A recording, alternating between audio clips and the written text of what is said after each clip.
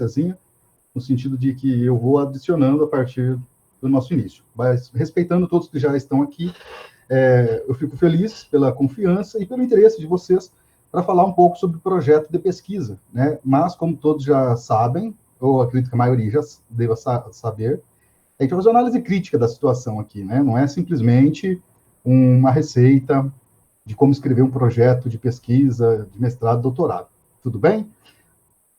Antes de continuar, todos me ouvem bem? Está chegando o áudio legal para vocês?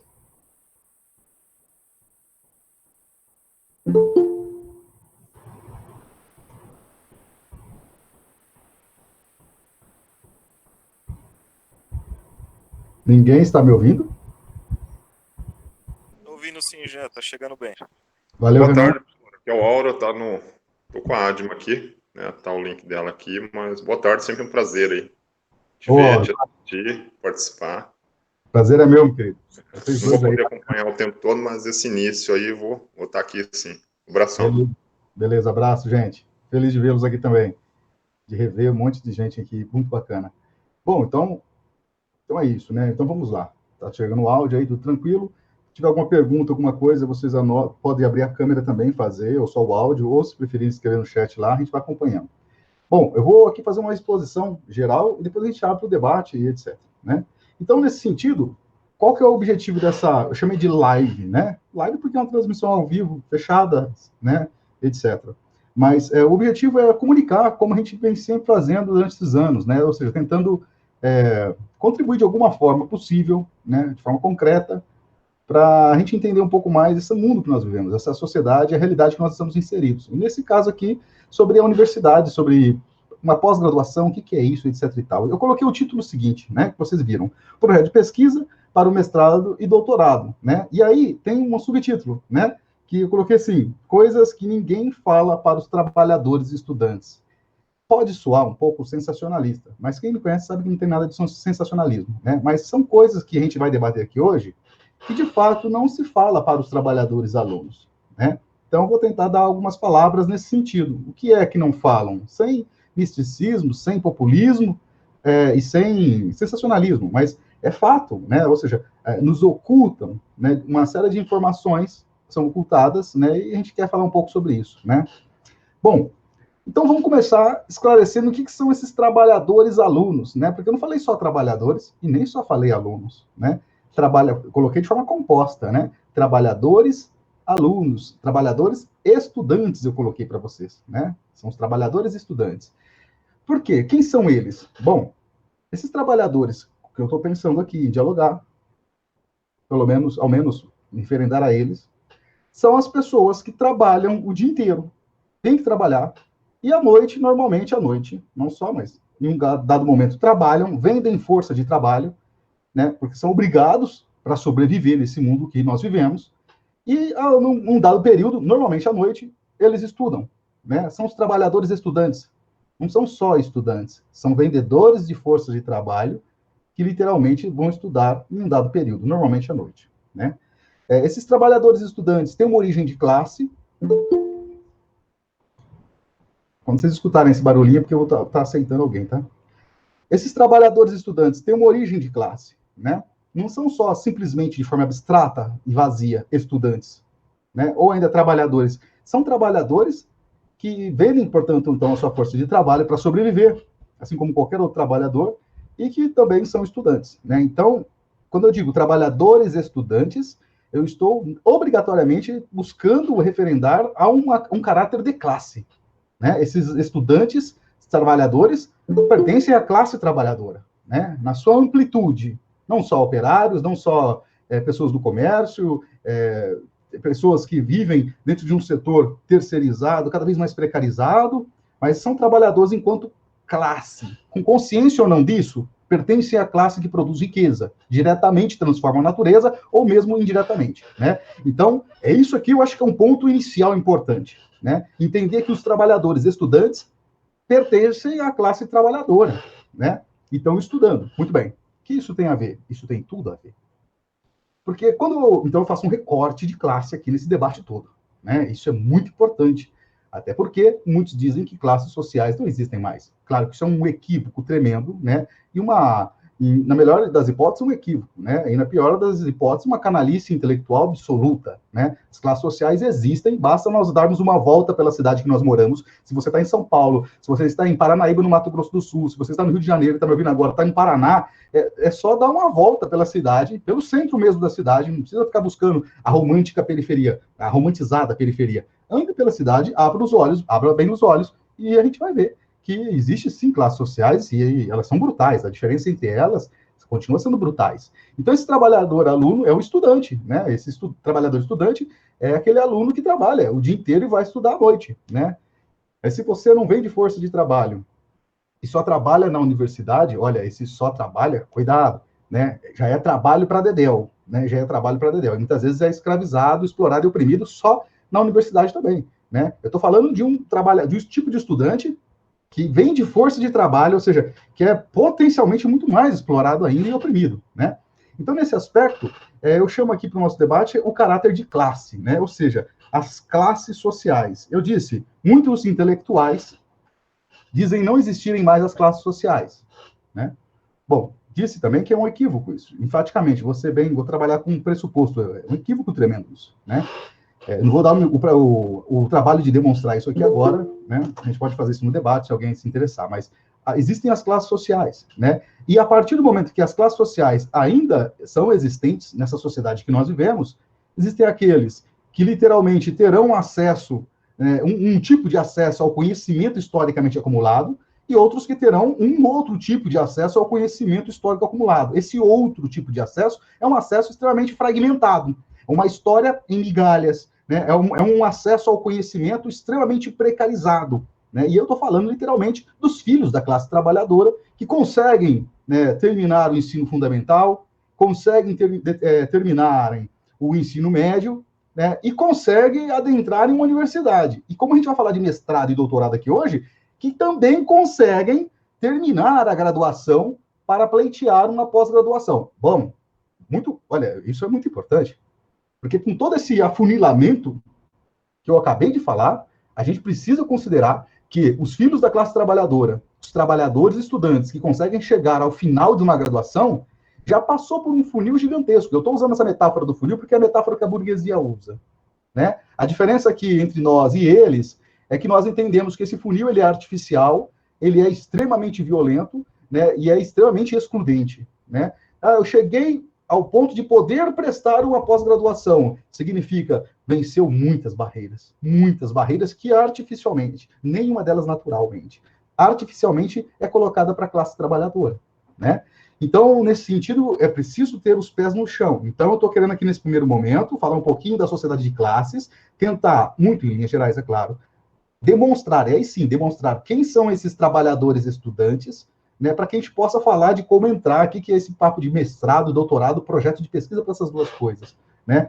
Porque se nós não fazemos isso, meus queridos e queridas, nós reproduzimos com muita tranquilidade, né, aquela leitura de que é natural, alguns passam e vão fazer o mestrado e outros não passam. Não passam por incompetência de não ter terminado o ensino médio, de não ter entrado na universidade, chamada de ensino superior, olha que interessante, ensino superior, né? E muitas que entraram não terminaram também por falta de mérito, né, não terminaram, e, portanto, quem consegue prestar um mestrado, doutorado, é quem passou por todas essas barreiras, esses funis, né, e é merecedor, portanto, de pleitear, estou nem falando de entrar no programa ainda, de pleitear o acesso à pós-graduação.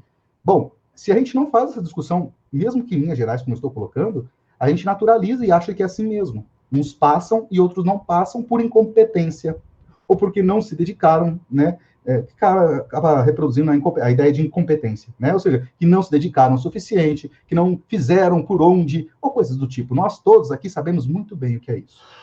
Bom, então, nós aqui, na nossa fala muito curta, a gente considera que vivemos uma sociedade de classes e que as condições para ascender a uma universidade, para ter acesso ao ensino básico, e aí entrar numa universidade, no ensino dito superior, e terminado, e entrar numa pós-graduação, stricto sensu, mestrado e doutorado, nós entendemos que existe o que determina, são muitos fatores, entre eles a classe social que você pertence, né?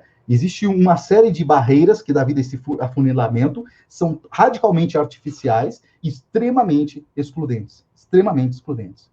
E a gente vê isso no ingresso, ao tentar ingressar na universidade, e uma vez ingressado, o aluno ou aluna ingressado na universidade, a questão da permanência estudantil. Né? Permanecer na universidade é uma luta constante, cotidiana. Né? Eu não sou aquele tipo de professor de 10 mil reais que fica distante dos alunos. Né? Eu acompanho de pertinho a vida dos meus alunos. Né? E divido muitos perrengues com os meus alunos e ex-alunos. Né? Então, a luta por permanência estudantil, ela é cotidiana, ela é todo dia. Tem alunos que não precisam se preocupar com moradia, é verdade. Mas a grande maioria precisa se preocupar. Tem alunos que não precisam se preocupar com o que comer no dia. É verdade, também é verdade, não é mentira, é real. Né? Mas há uma maioria de alunos que tem que se preocupar o que vai comer. Principalmente naquelas universidades que não tem moradia, não tem restaurante universitário, etc. e tal. Então, é importante considerar isso. É claro que na educação que nós recebemos, que é uma educação epistemológica, vou discutir isso depois com vocês, nós somos treinados e educados para nem fazermos essas problematizações que eu estou aqui colocando de início. Simplesmente está aberto o processo de seleção no programa X. Prestá-lo-ei. Né? Opa, aí. É que a questão é, para chegarmos a estarmos em condições de prestar o mestrado, doutorado, tem toda uma situação de classes sociais antagônicas que vai impedir com que a maioria absoluta dos filhos dos trabalhadores cheguem à universidade. Ponto. Continuando na mesma linha. Então, eu quero falar sobre os estudantes trabalhadores, esses trabalhadores estudantes, né? Então, eu estou falando de uma parcela muito pequenina da classe trabalhadora que conseguiu chegar à universidade, que conseguiu terminar a universidade e que agora está pleiteando continuar os seus estudos em programas de pós-graduação, seja lato sensu ou stricto sensu. Lato sensu, para ficar logo claro aqui, né, são as especializações, né? Lato sensu, né? Ou seja, um senso mais panorâmico, mais abrangente. E stricto sensu, mais vertical, mais profundo, que seria o curso de mestrado e doutorado. Tudo é pós-graduação, especialização, mestrado, doutorado. Né? Muitas vezes o pessoal acha que lato sensu é só curso de especialização. Não, o curso de especialização é um lato sensu, mas ele é uma pós-graduação também, assim como mestrado, doutorado. A diferença é que é stricto sensu. Em tese, seria um conhecimento, né, um senso, relação ao conhecimento mais profundo, mais vertical. Na prática, a gente vai ver que tudo isso é questionável, absolutamente questionável. Formalmente seria isso. Então, nesse aspecto, retomo. Então, aqui nós estamos elencando um sujeito do nosso encontro, para debater, que é o trabalhador estudante. Então, é uma parcela muito recortada da sociedade. Né? Se você que está me ouvindo é filho da classe trabalhadora, é trabalhador e trabalhadora, sabe exatamente o que eu estou falando, não preciso nem me preocupar em redundar mais para ser didático. Né? É a realidade concreta. Ah, mas eu sou filho do Antônio Hermílio de Moraes, eu não tenho nada, não tenho nenhum problema com isso. Maravilhoso para você, maravilhoso, né? Mas o foco aqui é para falar para os filhos da classe trabalhadora, né? E é importante que quem não passa por todas essas dificuldades, né, da classe trabalhadora, conheça também um debate a respeito da classe trabalhadora. Isso é muito importante de qualquer ângulo, então. Então, nesse aspecto, né, então existem classes sociais, né? As pessoas trabalham para sobreviver. Quem trabalha, né, e estuda é uma luta cotidiana, desde o dinheiro dará para pegar o ônibus, o dinheiro dará para comprar os textos, o dinheiro dará para participar dos congressos, eu terei tempo para participar dos eventos. Eu estou, então, entre aspas, falando de um grupo que já venceu essa etapa da graduação e está tentando entrar na pós-graduação, no mestrado, doutorado. Tudo bem? Essas dificuldades, as quais eu elenco aqui, elas permanecem, né, para a pós-graduação. E eu acho que uma das grandes dificuldades que faz as pessoas se interessarem por esse tipo de debate é justamente a construção de um projeto de pesquisa. Quando eu construo um projeto de pesquisa, aí já entrando de sola onde eu quero, quando eu construo um projeto de pesquisa, significa que eu já tenho um conhecimento historicamente acumulado, e a partir desse conhecimento vou planejar. Né? Gente, projeto é planejamento, tá bom? Eu vou planejar, eu vou construir um projeto de pesquisa. Agora, a pergunta central, mas extremamente central aqui, para que eu me faça entendido, quando é, no ensino básico, lá no ensino básico, quando é que nos é ensinado a fazer pesquisa científica? Hoje aqui não vou nem entrar no debate de pesquisa epistemológica, ontológica, que tipo de gnoseologia se trata. ok? É epistemologia que se trata, mas não vou nem entrar nesse debate. A pergunta que eu coloco para nós pensarmos e debatermos daqui a pouco é: quando é que nos ensinam a escrever projeto de pesquisa? Quando é que nos ensinam, por exemplo, o que é método científico? Na chave epistêmica, na chave da tradição epistemológica moderna. Eu digo para vocês, na escola básica, se não for um professor que fez mestrado, doutorado, está dando aula na escola básica, no ensino básico, ensino fundamental, ensino médio, essa pessoa não vai ouvir falar nunca de projeto de pesquisa. Sabe por quê? Porque não tem esse debate no currículo do ensino básico. Ensinar a fazer pesquisa científica. Não tem. E eu diria mais, entrando na graduação, isso já passa a constar no currículo, primeiro ano normalmente, mas é aquela disciplinazinha que vai te ensinar normalmente normas da BNT, salvo as exceções das aulas e disciplinas maravilhosas sobre pesquisa científica. A questão é que, de um ano para o outro, terminou o ensino médio, terceiro colegial, no caso do Brasil, ou a secundária, né, se pensar em um país hispânico, vai entrar na universidade, você quer fazer um projeto de iniciação científica no segundo ano, né, vai ter que fazer um projeto, um planejamento de uma pesquisa científica. Quando você fez isso? No caso do Brasil, no ensino básico, a princípio, nunca. Mas te é obrigado. Você terá que fazer e demonstrar erudição, não é simplesmente papagaias. Demonstrar erudição no sentido epistemológico, no que diz respeito a construir um projeto de pesquisa. Olha, pensa comigo, vamos questão de lógica formal. Não vamos fugir do Aristóteles, vamos ficar com Aristóteles, né? Vamos pensar assim, ó, século IV a.C., Aristóteles. Bom, se eu nunca... A empiria, estou falando de Aristóteles, estou falando da questão empírica, tá? E da lógica formal. Se eu nunca fiz uma pesquisa científica, nunca me ensinaram sobre o que é uma pesquisa científica, a pergunta que eu, Jean, no século XXI, faço para nós é: como é que eu faço a pesquisa científica? Muitos ficam desesperados, né? E terão que fazer. Agora a questão, e agora talvez eu consiga fazer um link, ou como diria uma aluna da pós-graduação lá de Paranaíba, Mato Grosso do Sul, talvez eu consiga fazer agora aqui uma pinguelinha, né, para ligar um lado ao outro. Para a classe trabalhadora no ensino básico, não há aula de metodologia científica. Mas vocês sabiam, aí eu vou pegar um lugar específico do Brasil, aqui tem várias pessoas de vários estados, isso me deixa bastante feliz, né?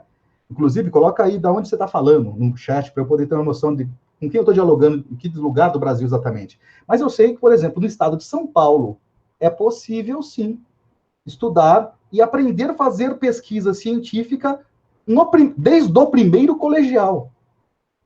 No estado de São Paulo, tem uma agência de fomento à pesquisa, muitos devem conhecer, mesmo talvez não sendo de São Paulo, que é a FAPESP.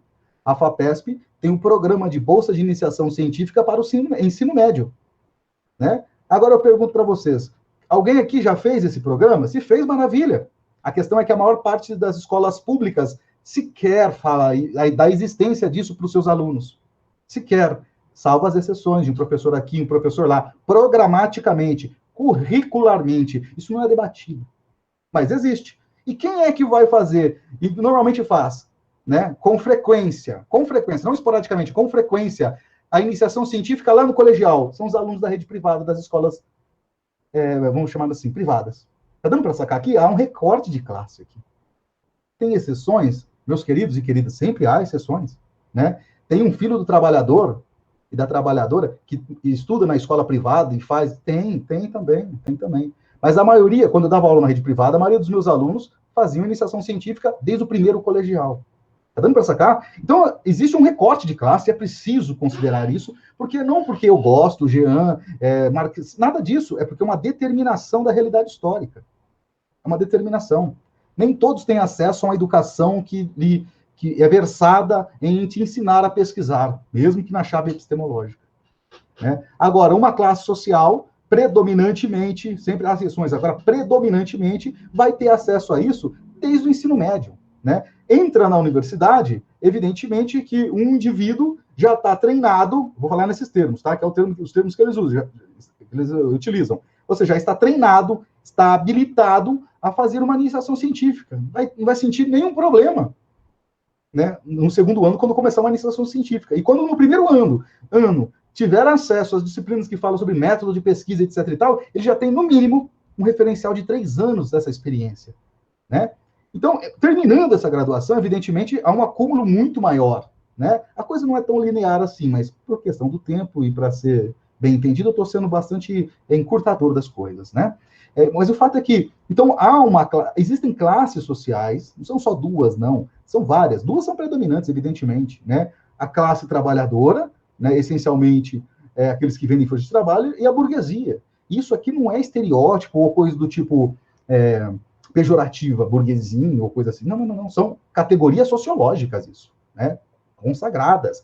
Pode ser questionado a qualquer momento, e vem sendo. O fato é que são categorias sociológicas importantes, classes sociais, né? E essas classes têm nome. Nós precisamos dar os nomes às coisas, né? Para podermos entender melhor, concordar ou discordar. É a burguesia, ainda assim, né? Com as suas várias frações de classe, e a classe trabalhadora também com as suas frações de classe. Então é importante considerar isso, né?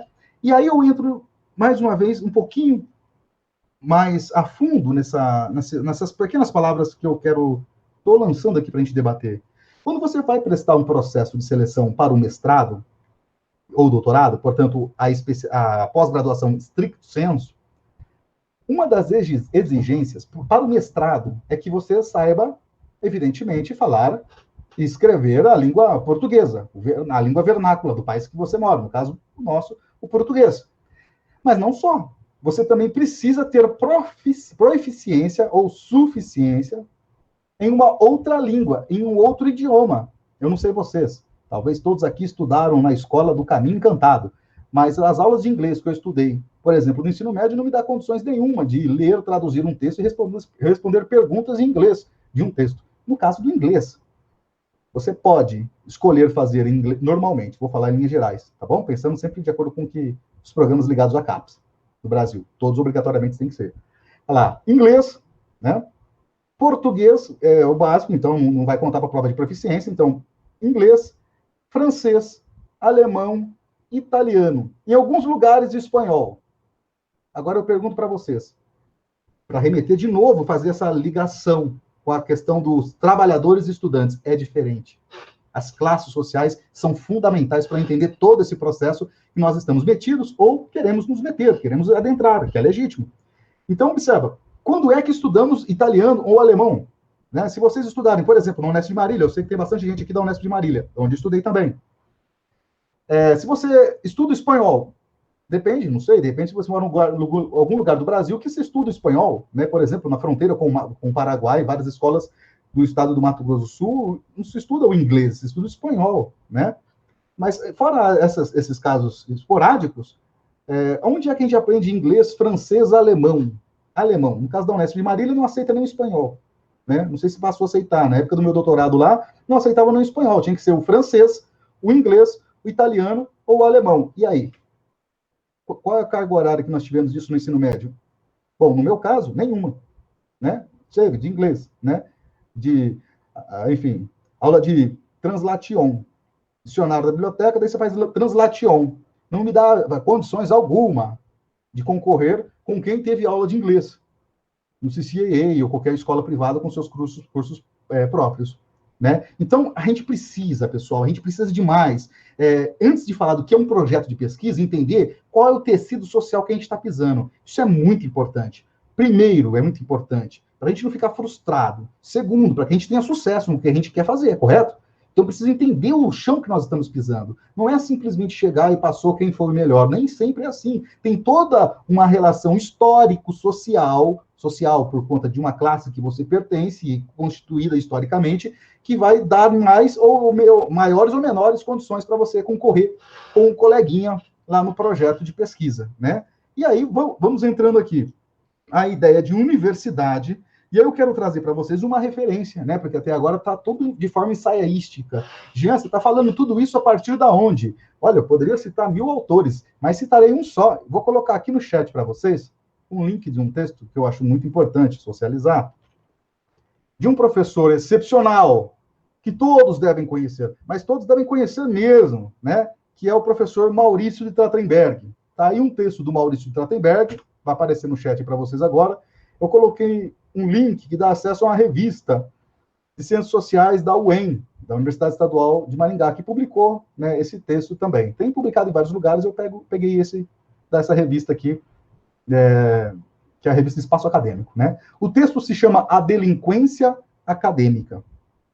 E eu gostaria, então, de continuar esse debate a partir dessas referências, né, dessa referência do professor Maurício de Trachtenberg, porque era um professor extremamente querido pelos alunos, extremamente competente, né, que fazia esse debate, pensar a universidade dentro do tecido social que ela está, que são o quê? Que é qual esse tecido social? É a sociedade burguesa, é a sociedade capitalista. E nela existem classes sociais. E nela, professores sofrem, são perseguidos. Alunos, mais ainda. Né? Então, alunos, por perseguição política, posicionamento político, não entram num projeto de pesquisa, com um projeto de pesquisa em um programa X, Y ou Z de pós-graduação. E se entram e querem trabalhar sem serem escravos, né? Vamos chamar assim, dos cafetões acadêmicos, acabam sendo perseguidos e talvez muitos de vocês já passaram por isso aqui. Então é por isso se armar, é importante se armar. E a gente quer lutar, construir alguma coisa, a gente precisa entender o mundo que nós vivemos. É isso que essa metáfora que eu estou usando, do tecido social, que é o Marx que usa essa metáfora.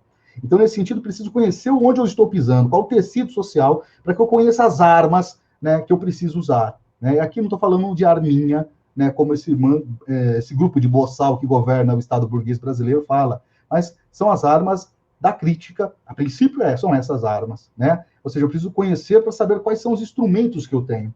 Dou exemplo e cito rapidamente, antes de citar o Maurício de Trachtenberg. Eu quero entrar num programa de pós-graduação onde a maior parte dos professores e as pesquisas são feitas a partir de, por exemplo, Michel Foucault, que é um autor muito importante, não é? É verdade? E aí eu faço um projeto anti-Michel Foucault. Qual é a probabilidade de eu ser aprovado? Bom, duas hipóteses, milhões de hipóteses. Trabalharei com duas imprescindíveis. Duas são imprescindíveis. A primeira hipótese é contar com a honestidade intelectual dos professores do programa. E por quê? Qual é o problema de fazer a crítica ao Foucault? Isso é muito bem-vindo. De fato, isso é vero, é verdade e é muito honesto. Entretanto, tem uma outra hipótese, é de não simplesmente aceitar pessoas que pensam diferente. E a universidade nos dá muito mais amostras dessa segunda hipótese. Né? Pode existir muitas outras hipóteses também. Estou elencando duas aqui da minha preferência, inclusive empírica, se querem saber. Então, nesse sentido, é preciso conhecer o programa, né? Para ver como eu vou construir esse projeto de pesquisa. Eu preciso saber o que pesquisa nesse programa, né? Eu preciso saber, não dá para saber 100% o grau de honestidade intelectual das pessoas, mas eu preciso, por exemplo, eu quero estudar crítica da economia política, e aí eu vou, um programa de história, que estuda, história cultural, muito marcado pela história cultural da década de 70, e quero estudar crítica da economia política, lá, século XIX. Olha, eu vou ter uma dificuldade muito grande de encontrar pessoas que aceitam me orientar, né? Mas sempre contando com honestidade intelectual. Mas como eu não acredito em deuses, não acredito em Alice, nem conto de carochinha, né, e nem anjo da guarda, eu entendo que nós vivemos uma sociedade extremamente brutal e violenta, né, e não dá para ficar esperando a honestidade intelectual. Claro que seria preferível, né? Mas a prática empírica do dia a dia, a gente vê que o grande forte da universidade não é a honestidade intelectual, é o avesso, inclusive, disso, de acordo com o Maurício de Trachtenberg.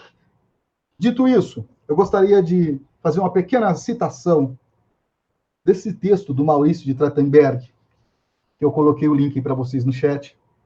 O texto se chama A Delinquência Acadêmica, né?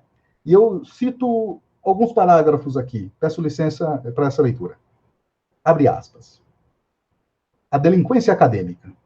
O tema é amplo, abrangente, em relação entre dominação e o saber.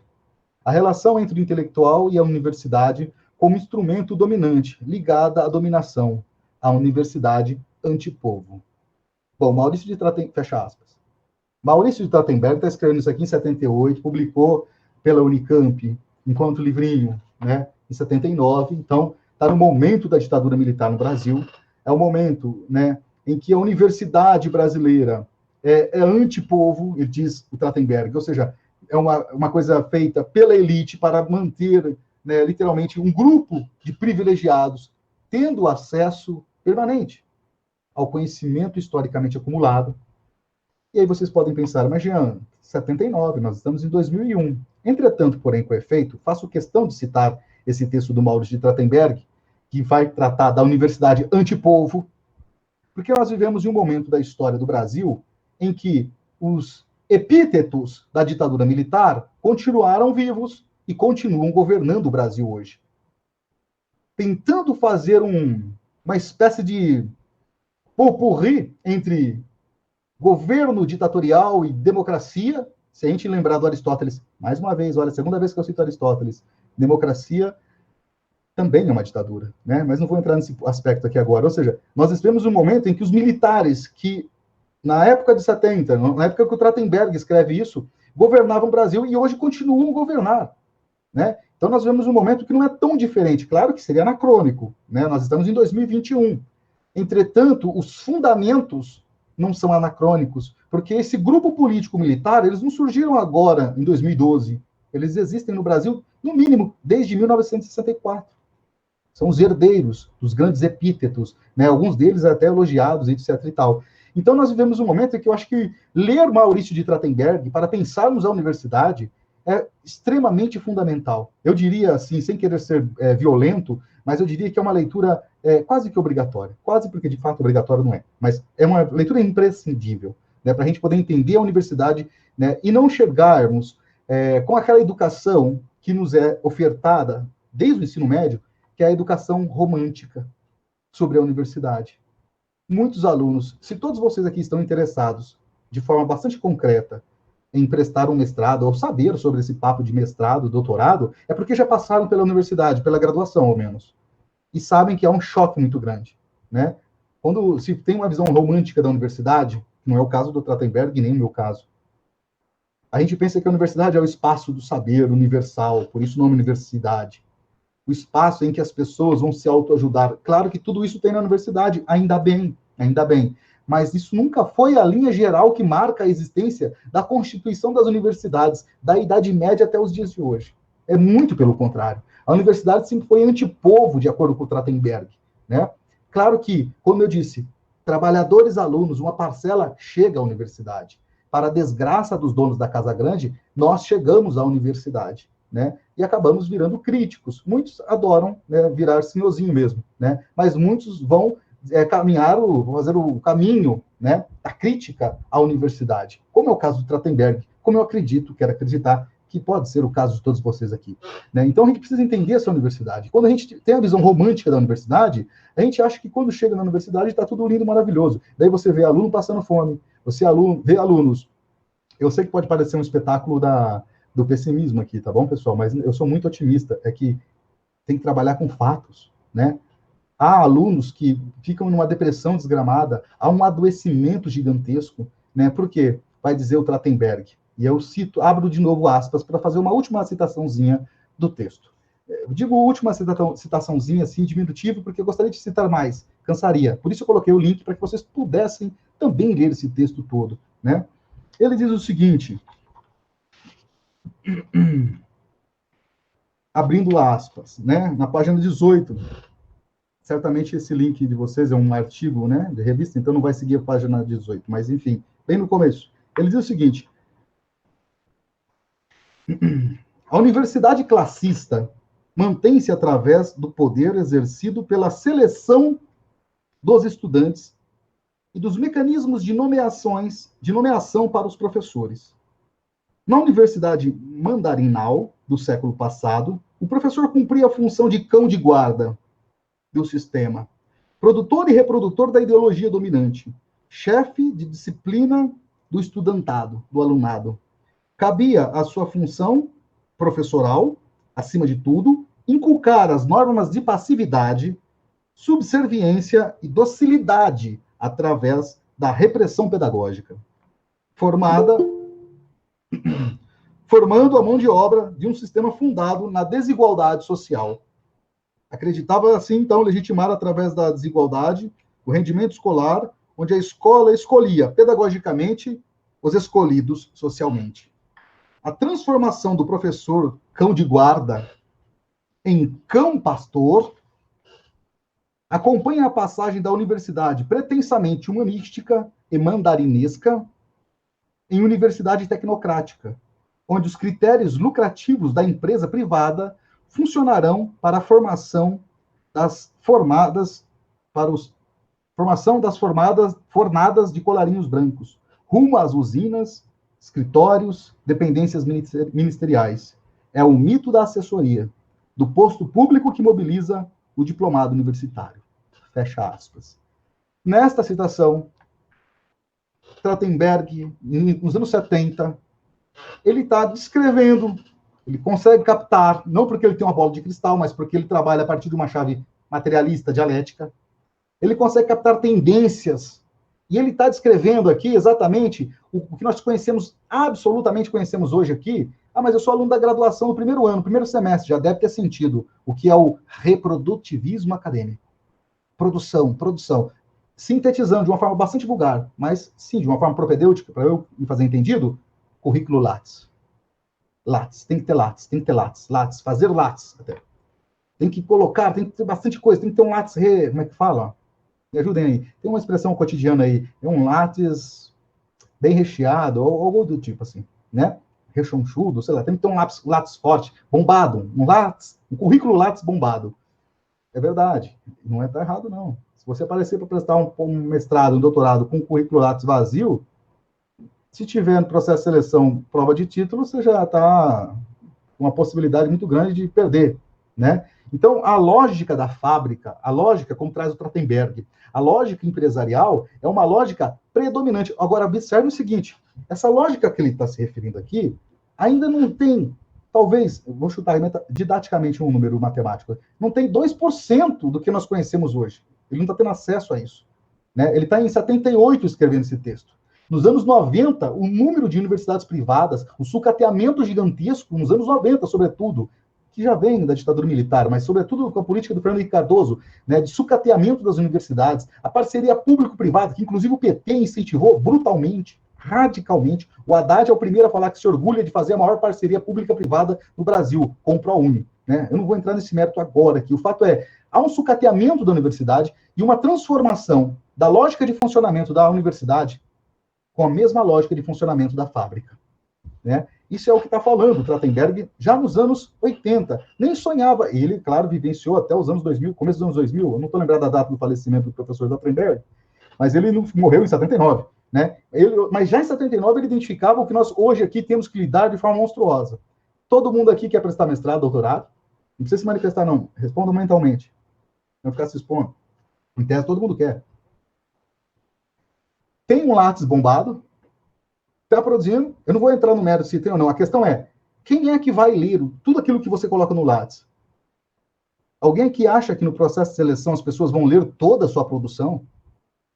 Ou ainda, uma vez que entrou, por exemplo, no programa de seleção de mestrado, você tem que semestralmente fazer relatórios, né? Dependendo do programa, anual, mas normalmente semestralmente, relatórios para ser enviado para a CAPES, com produção.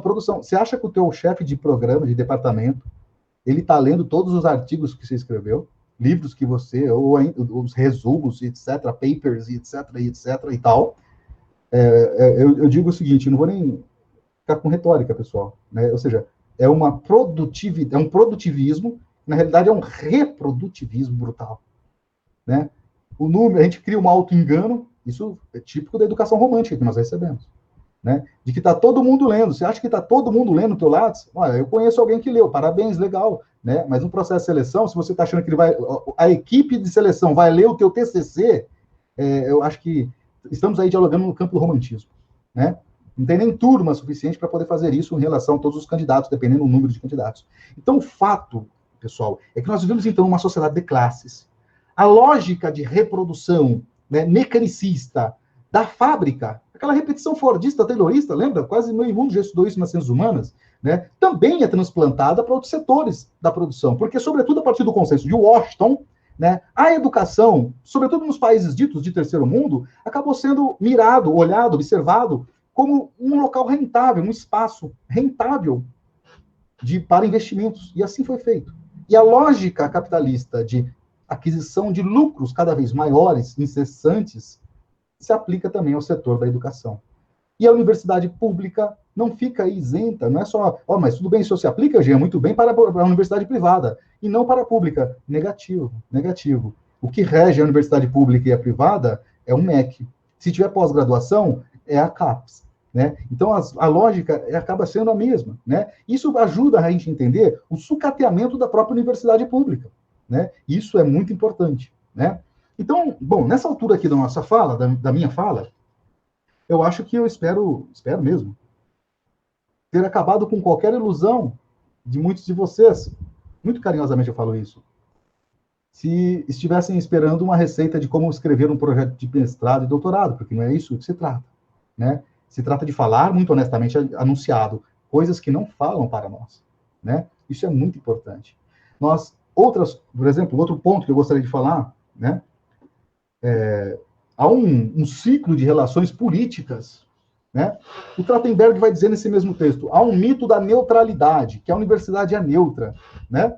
Bom, nós sabemos que isso é mitológico, né? Ou seja, alguém aqui já viu, por exemplo, um boto cor-de-rosa? Não viu, porque não tem boto cor-de-rosa. Ele existe no campo da narrativa mitológica.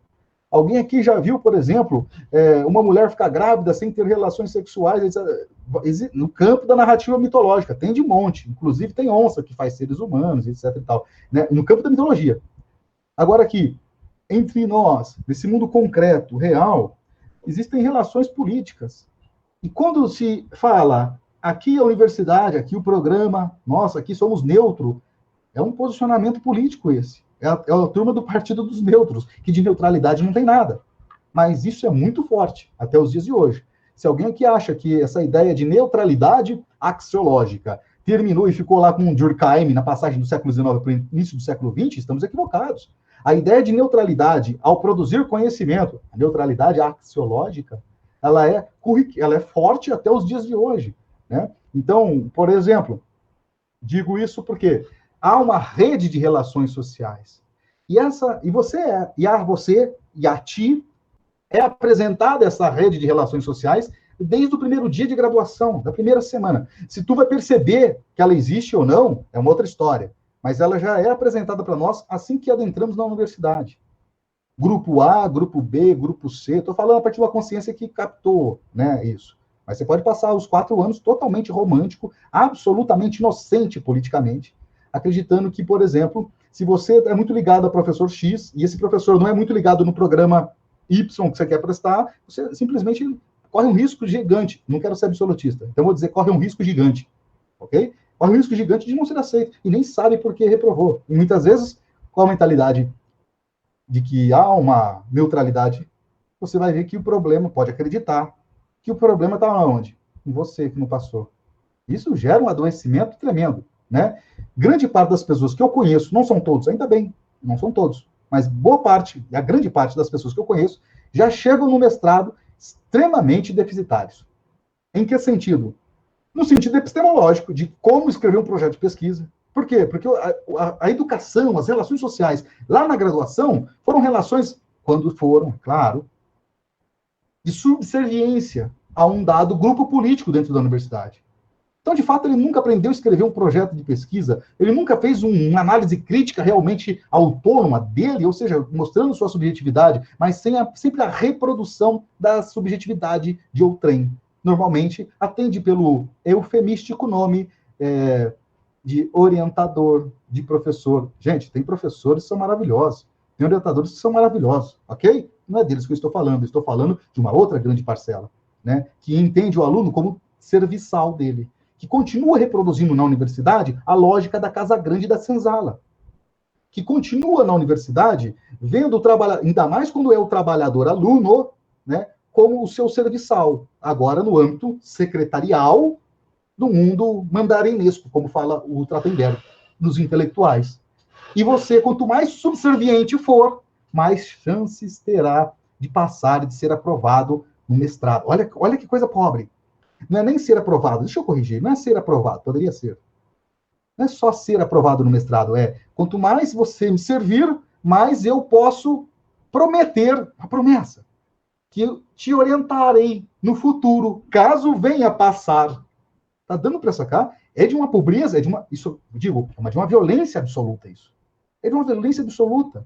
E quando nós estamos imergidos nessa violência, nessa relação de exploração e de opressão dentro da universidade, na universidade, nós não conseguimos nem enxergar onde estamos pisando. Por isso eu disse no início da fala, e vou caminhando para uns finalmente aqui, dizendo o seguinte, é preciso sabermos qual é o tecido social que nós estamos pisando. Eu preciso saber isso. Só que esse tipo de consciência não vem de forma inata, como pensava o Sócrates, né, ou algum platônico, né, desculpe, algum socrático. Ou seja, as ideias são inatas, né, o platônico também serve, né, ou seja, não, elas são construídas só historicamente, e essa consciência vem de fora, não é por uma pessoa apenas, mas por uma classe social, um grupo de pessoas, enfim. Então, nesse sentido, nós não simplesmente temos um start, acordamos com toda essa consciência, né? As nossas relações sociais que vão possibilitando a gente fazer, ou realizar, efetivar, como queiram, uma tomada de consciência do mundo que nós vivemos, né? Muitas vezes a pessoa passa 4 anos sendo escravizada, né? E aí uma espécie de associação ao cafetão, que oprime e explora as mulheres como suas prostitutas. Nem todo mundo que está na prostituição porque curte, isso é um absurdo, né? A pessoa que está numa situação de opressão, muitas vezes ela nem consegue enxergar essa situação de opressão. São muitas pessoas que vão pleitear o mestrado ou doutorado e que passaram durante uma graduação inteira e provavelmente continuarão na pós-graduação, no mestrado, no doutorado, essa relação de servidão, porque tem um cafetão acadêmico que vai literalmente violentar essa pessoa 24 horas, seja... Aí chega a pontos que eu estou falando desde violência sexual de verdade mesmo, né, ao tipo de violência de serviçal, de tratá-los como escravos, né? Uma outra pergunta importante, senhoras e senhores. Quem escolhe o que você vai pesquisar no mestrado? É você? Ou você está escolhendo, adequando, colocando um tema, um objeto de análise, vamos lá, de acordo com o que já tem lá, né? Não dá para ignorar isso. A pergunta aqui vai para um outro ângulo. Você que está construindo um projeto de pesquisa, tem você nesse projeto? De verdade, você não precisa falar isso para ninguém, é com você a conversa, né? Então, a conversa que a princípio é introspecta mesmo, né? Ou seja, essa pesquisa que eu quero fazer porque eu me identifico, eu me construo historicamente com isso, eu me humanizo ao fazer essa pesquisa, ou vou nesse tema porque é o tema que eu sei que vão orientar? Se for essa segunda hipótese, a tendência de adoecimento é radicalmente alta. É radicalmente alta. E quando olhamos dados da própria Associação Nacional de Pós-Graduação, nós observamos que o adoecimento na pós-graduação é absurdo. É absurdo. Por N fatores. Estou falando de um fator, mas é evidente que são N fatores. Aproveitando, já que eu citei a Associação Nacional de Pós-Graduação, de pós-graduandos, eu vou colocar o link aqui para vocês, pessoal, porque eu acho que é importante, com acordo político ou não com a ANPG, é um site que está juridicamente falando em nome dos alunos. Claro que isso aqui não me representa, eu particularmente, mas como o IBGE também, não acho que é 100% confiável, o IPEA, mas são agências, né, que têm dados que são fontes, e aí nós trabalhamos a partir da nossa criticidade, né? Então não é sem criticidade que eu cito a APNG aqui. Vou copiar, vou colocar aqui no chat para vocês, porque é importante, acho que ter esse link salvo aí, porque, em última instância, o Ministério Público, o Conselho de Reitores vai ouvir eles, juridicamente são eles, não é nós aqui em Maringá, vocês aí em São Paulo, em Rio Preto, Paranaíba, vai ouvir essas entidades de representação. Então, acho que é importante conhecer, e tem dados muito importantes lá sobre a questão de mestrado, tudo em relação à pós-graduação no Brasil, né? Evidentemente, né, tem limites absolutos políticos aqui, mas isso seria uma outra crítica, uma outra história. Fica aí como citação, que eu acho que é importante. Então, é preciso saber onde estou pisando, saber que o meu projeto de pesquisa ele vai passar por uma seleção subjetivista, né? Ou seja, que não tem como ser diferente, né? Ou seja, há uma subjetividade, mas eu falei subjetivista, né? Dependendo do grupo político que você se filiar, você não é aceito. Né? E não é só simplesmente uma tendência de viver numa certa universidade, e eu sou do grupo famoso que vai aceitar. Não é só isso, você pode vir de uma outra universidade, mas os seus referenciais teóricos e metodológicos não podem apetecer. E aí você vai ter que contar com a honestidade intelectual do pessoal da seleção. Né? Como eu acho que a honestidade intelectual não é o traço marcante da intelectualidade no capitalismo, não dá para ficar esperando isso. Né? E aí vai ter que achar estratégias aí, táticas, de como conseguir fazer isso. O nosso objetivo não é discutir isso aqui hoje, mas exatamente falando um pouco sobre essa questão mais política da construção de um projeto de pesquisa. Eu estou sendo claro para vocês? Dependendo da nossa historicidade, queridos e queridas, eu não faço nem inscrição num projeto, mesmo terminando a graduação. Eu não faço nem inscrição num programa de pós-graduação. Ô, louco, Jean, professor, mas me diga uma situação em que eu nem conseguiria fazer a inscrição. Bom, é claro que fazer a inscrição você consegue. A questão é que, se você não souber fazer um mestrado e doutorado, se você não tiver proficiência ou suficiência em um outro idioma, pronto, acabou. Você pode fazer inscrição, né? Mas até pode ir lá fazer a prova, mas sem chance. Mesmo, não é uma fluência, não é uma prova de suficiência, que normalmente é um texto no idioma escolhido, em que você lê ele e responde ele. Dependendo do programa, responde em português. De repente, o programa, você faz uma série de perguntas, eles colocam uma série de perguntas para você responder no idioma X, ou também em português. Ou, que é o mais natural não, o mais corriqueiro, é uma tradução do texto no idioma escolhido, sem perguntas. No caso da Unesp de Marília era assim, a tradução de um texto com perguntas, tem algumas perguntas lá. Você fazia a tradução e respondia em português. Agora, tem programas que exigem que você leia o texto, traduza o texto e ainda respondam as perguntas no idioma do texto. Se é o inglês, se é o alemão, se é o francês, se é o italiano. Lembrando que tem um conjunto de idiomas. Professor, mas eu sei falar o Guarani. Tá legal, mas na Unesp de Marília, por exemplo, você não vai entrar nunca na pós-graduação falando Guarani. Ou tendo suficiência, né? Mas eu tenho suficiência no francês. Legal, oui. Eu tenho suficiência no alemão. Muito bom. Eu tenho suficiência, ou proficiência no inglês e italiano. Beleza, no caso de Marília, você pode entrar. Eu não tenho nenhuma dessas 4. Não vai entrar. É simples assim, né? E dependendo do lugar, e assim vai, tem as variáveis aí. Então, assim, só esse fato já é um fato muito importante para pensar o subtítulo dessa comunicação de hoje aqui. Trabalhadores e alunos. Nem todos os trabalhadores que estão na universidade, né, tiveram acesso à escola de idiomas. Mesmo para fazer uma prova de proficiência. Proficiência. Ah, mas eu tenho. Parabéns, legal, bacana. Eu estou falando do número maior, não da exceção. Exceção, maravilha, né? Mas agora, o grande parte dos alunos do ensino médio, da rede pública, que chegam na universidade, ainda bem, chegamos, né? Eu certamente vocês somos alguns deles, não tem aula desses idiomas. E aí, como é que você faz para fazer isso? Não tem conversa, né? Desculpa a redundância. Como é que você faz para fazer isso? É isso aí. Vai ter que estudar sozinho, vai ter que pagar a escola de idioma, vai ter que fazer hora extra no trabalho para pagar a escola de idioma, vai ter que ir para a escola de idioma cansado, etc. É exatamente isso. É nesse aspecto que eu quero buscar um fechamento. Tá dando para sacar? Para os trabalhadores alunos, não é que a coisa é impossível, é que existem muitas barreiras. Muitas barreiras. Nenhuma delas é um pé de cereja, um pé de abóbora, um pé de morango. São todas artificiais. São todas artificiais. E a classe trabalhadora terá que destruir todas essas barreiras. Porque se não destruir essas barreiras, não vai ter acesso a isso. E uma vez tendo acesso à universidade, entrando na graduação, na pós-graduação, ainda tem todo um assédio cotidiano, permanente, eu diria, para lembrar o bom e velho Trotsky, há uma preocupação permanente, né, em educar para que a gente possa reproduzir a universidade, que, como diz o Maurício de Trachtenberg, é uma universidade antipovo, né? Claro que tem críticas também a essa ideia de povo, mas aqui no sentido de me comunicar rapidamente, né? O povo, digo, a classe trabalhadora, né? Com todas as suas particularidades. O povo é meio ruim porque fica genérico e tal, né? Apaga as particularidades. Claro que o Trachtenberg tinha noção das particularidades da classe trabalhadora. Povo aqui é no sentido mais coloquial mesmo, né? Então, a universidade continua sendo anti-classe trabalhadora, mas a classe trabalhadora, típica da sua própria ontologia, demonstra também, até hoje, historicamente, que é apta à resistência, né? Muitos da classe trabalhadora, que são trabalhadores estudantes, chegam sim na universidade, terminam a graduação, entram na graduação, né? E terminam a graduação, e fazem tudo isso sem precisar capitular para a ideologia dominante, como diz o Stauffenberg, né? Literalmente, acabam, não redundam na reprodução desse mecanismo, né, de produzir, e colocar no látice.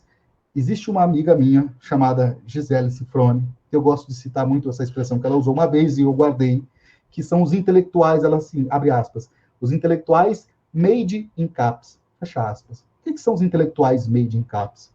São esses intelectuais delinquentes que, como traz aqui o Maurício de Trachtenberg, preocupados com o reprodutivismo, preocupados em vender os seus livros, preocupados em criar os seus grupos políticos, né? O política está muito lapidar suas panelas políticas, né? E regurgitarem uma ideologia mitológica, portanto, de que há uma neutralidade na universidade. Não há neutralidade. Para a classe trabalhadora chegar na universidade é muito mais difícil. É muito mais difícil. Não significa que é impossível, mas significa entendermos de onde viemos, aonde estamos e para onde queremos ir. Isso se chama um olhar em perspectiva. Da onde eu venho, aonde eu estou, né, e para onde eu vou. Né? Claro que a gente vai partir de onde eu estou, para onde eu vim e para onde eu quero ir. Nesse percurso todo, não há receitinha marxista vulgar, do tipo, então serei crítico e vou mudar o mundo pela universidade. Bom, isso é, da forma que eu estou colocando, é boçal. Né? Me desculpem essa expressão um pouquinho agressiva, mas é bem isso. Porque não é porque veio da classe trabalhadora, é estudante, ultrapassou essa série de barreiras que artificialmente é colocada, que vai fazer crítica à universidade burguesa. Não.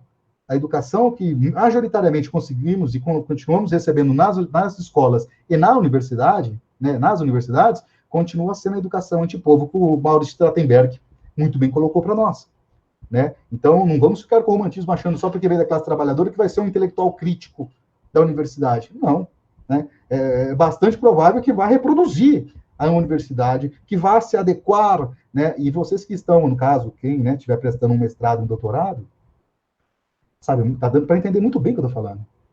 Muitos vão se adequar tranquilamente, sem nenhum esforço, nenhuma crise política a grupos políticos. Grupos que vão furar greve, ou grupos que vão fazer greve, vão se posicionar. Não vamos pensar com romantismo, eu vi esse marxista vulgar, né, porque basta ser trabalhador e será revolucionário. É absolutamente infantil esse pensamento. Né? Isso é uma naturalização de uma certa ontologia da classe trabalhadora. Isso é um absurdo. Isso não encontra respaldo nunca em Marx, e nem no Strattenberg, etc. etc. Né? Ou seja, a classe trabalhadora é um ser social, que está em construção. Né? E, evidentemente, pode querer ser dono de casa grande ou pode querer fazer resistência na senzala. Ou, para poder citar um autor muito importante também aqui, que é o Clóvis Moura, né? Pode querer aquilombar-se. Né? Mas não é porque é da classe trabalhadora que vai querer aquilombar-se. Muitas vezes vai querer criar seus próprios quilombos. E eu diria, e aí é totalmente esse eu diria, é totalmente insuficiente, é claro, mas é a minha expressão subjetiva do mundo real que eu vivo. Eu diria que a maior parcela das pessoas que nós conhecemos desejarão criar as suas, digamos assim, as suas fazendas intelectuais também. Né? A reprodução é muito importante. Né? Entender a reprodução é muito importante porque, por mais que a gente tenha uma origem de classe X, não quer dizer que nós vamos fazer uma crítica à universidade classista, elitista e etc, etc. Principalmente porque tem essa série de entraves, e não foi à toa que eu usei a expressão cafetinagem acadêmica. Né? Por favor, não se exponham aqui nessa live. Né? Mas respondam mentalmente essa pergunta. Quantas vezes você já não se viu numa situação de cafetinagem acadêmica? Para quem está aí chegando agora, o que é uma cafetinagem acadêmica? É toda uma relação de opressão e exploração, né, que determinados grupos, nunca todos, evidentemente, mas que determinados grupos intelectuais exercem sobre os seus alunos, seus orientandos, como condição sine qua non para que possa receber alguma coisa, desde uma promessa a uma efetiva falcatrua para entrar no programa, etc. e tal. Bom, pessoal, o que eu tinha para dizer um pouco era sobre isso. Né? Tem uma segunda parte aqui, que é um pouco mais epistêmica, né? Ou seja, o que é um método científico? Não tem receitas, né? A gente precisa entender que produção do conhecimento, tem lá muitas traduções que falaram e ainda falam sobre a produção do conhecimento. A tradição que é hegemônica com esse debate na universidade, certamente é a tradição kantiana e neocantiana. Ou vou falar de forma mais genérica ainda. É uma tradição que pensa a epistemologia, pensa a produção do conhecimento de forma epistemológica, né? É um tipo de gnose, é um tipo de gnoseologia, né? Se vocês quiserem saber um pouco mais sobre isso, dá uma visitada lá no nosso canal no YouTube, lá tem bastante coisa lá falando já sobre essa questão. Aqui eu não vou entrar porque senão eu acabo desviando muito, mas dentro da chave epistemológica, considerando que é a chave hegemônica na universidade, disse e repito, não nos é ensinado a trabalhar na chave gnoseológica, nem na ontológica, e nem numa chave gnoseológica. Mas a gnoseológica, essa certamente nos é cobrada.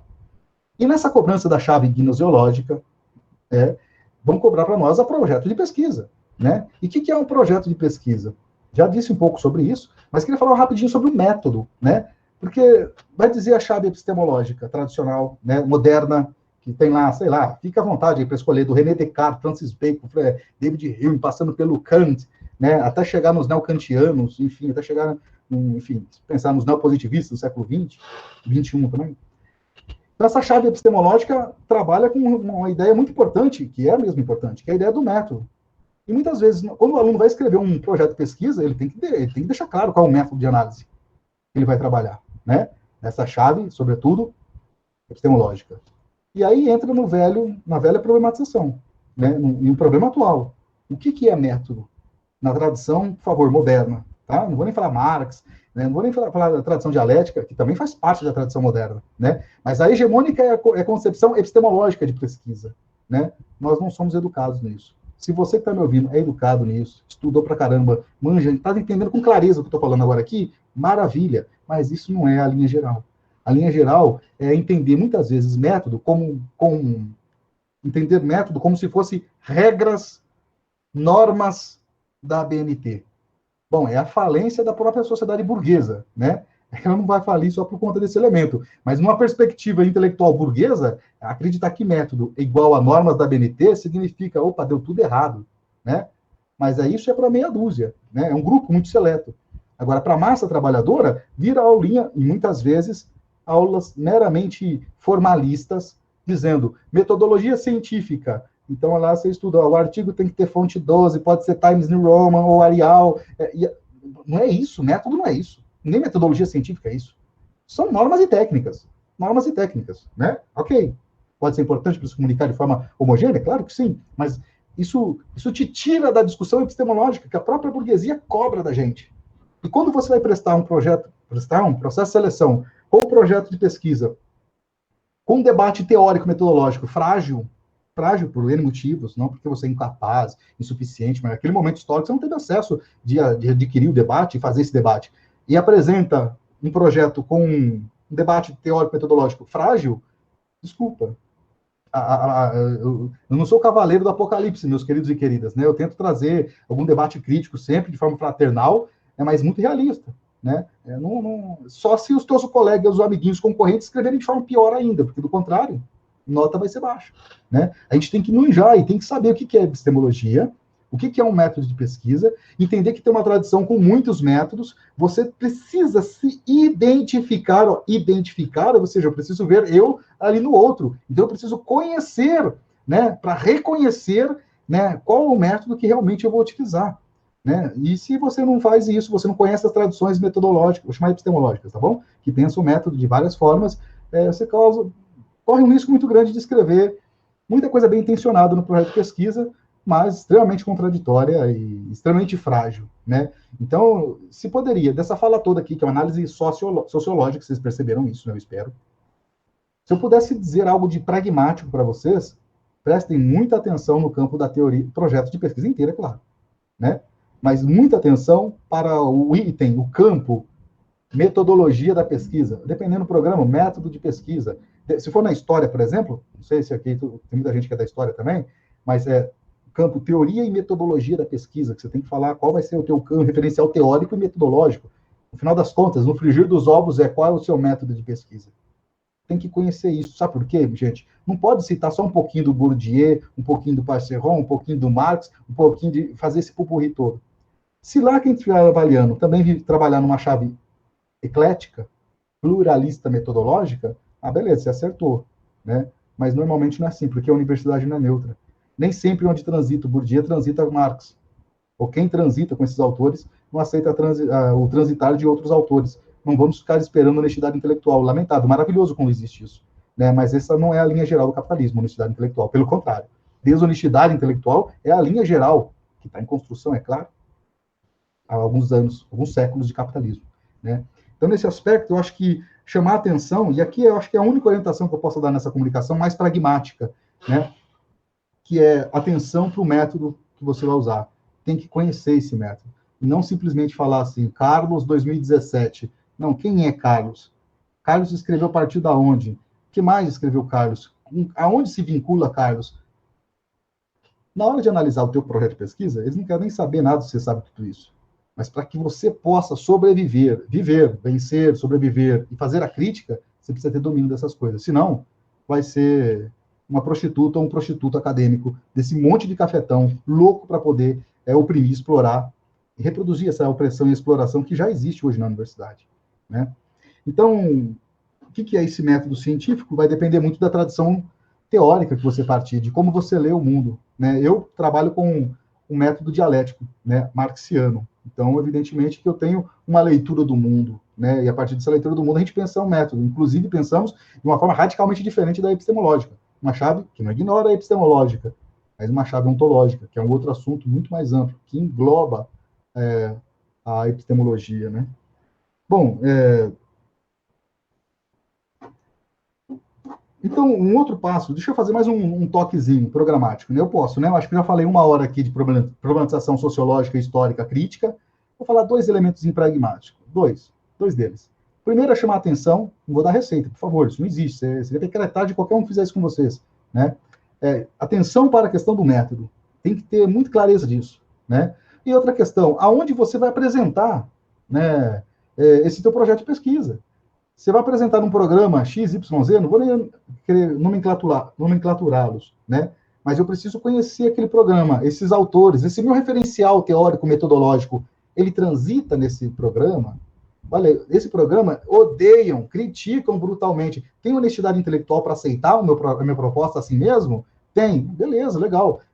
Ou não tem, sabe? Acho que tem que ser tático, porque isso envolve, gente, envolve vidas, envolve a tua vida, né? Envolve a tua expectativa, envolve os teus investimentos de grana. Se você é aluno trabalhador, né, não é filho do Antônio Hermílio de Moraes, ou neto dele, né, ou parente, ou algo do tipo, né, qualquer R$10 que sai da tua conta para fazer processo de seleção, tudo isso conta, né? E é a tua vida, saca? É a tua psique, a tua consciência, a tua mente, o teu espírito, o teu gás para poder ser hegeliano, né? Que está em jogo. A gente tem que ter esses cuidados, né? Quando eu falo esses cuidados, não é no sentido de carry, no sentido de fazer um cuidado para poder te amparar, mas é no sentido de sabermos, de novo, vou concluir com o início, qual é o chão social que eu estou pisando. Isso é muito importante. De repente, você está trabalhando com referencial marxiano. É Marx, teu método é um método dialético do Marx, como ele mesmo disse, meu método é um método dialético, né?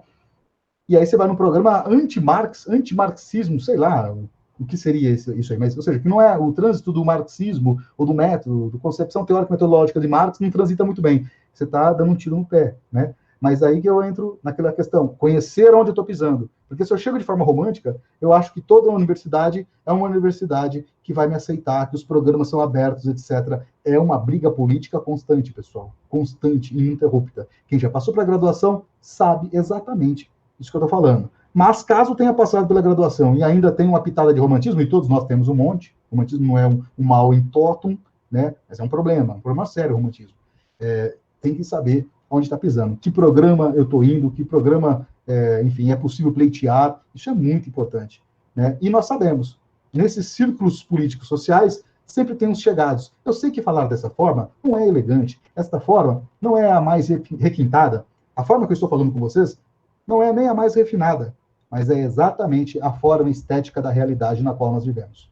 Não tem nada de refinamento nos grupos políticos de cafetões intelectuais, que te excluem ou te incluem no programa de pós-graduação, de que aceitam ou não aceitam, de criticam ou não criticam o teu programa, o teu projeto de pesquisa, né? É radicalmente deselegante, é radicalmente não refinado, é radicalmente bárbaro a realidade que nós vivemos, né? A universidade não pode ser romantizada, de acordo com Trachtenberg, lá nos anos 70, 78, 79, quando publicou esse texto, a universidade é antipovo.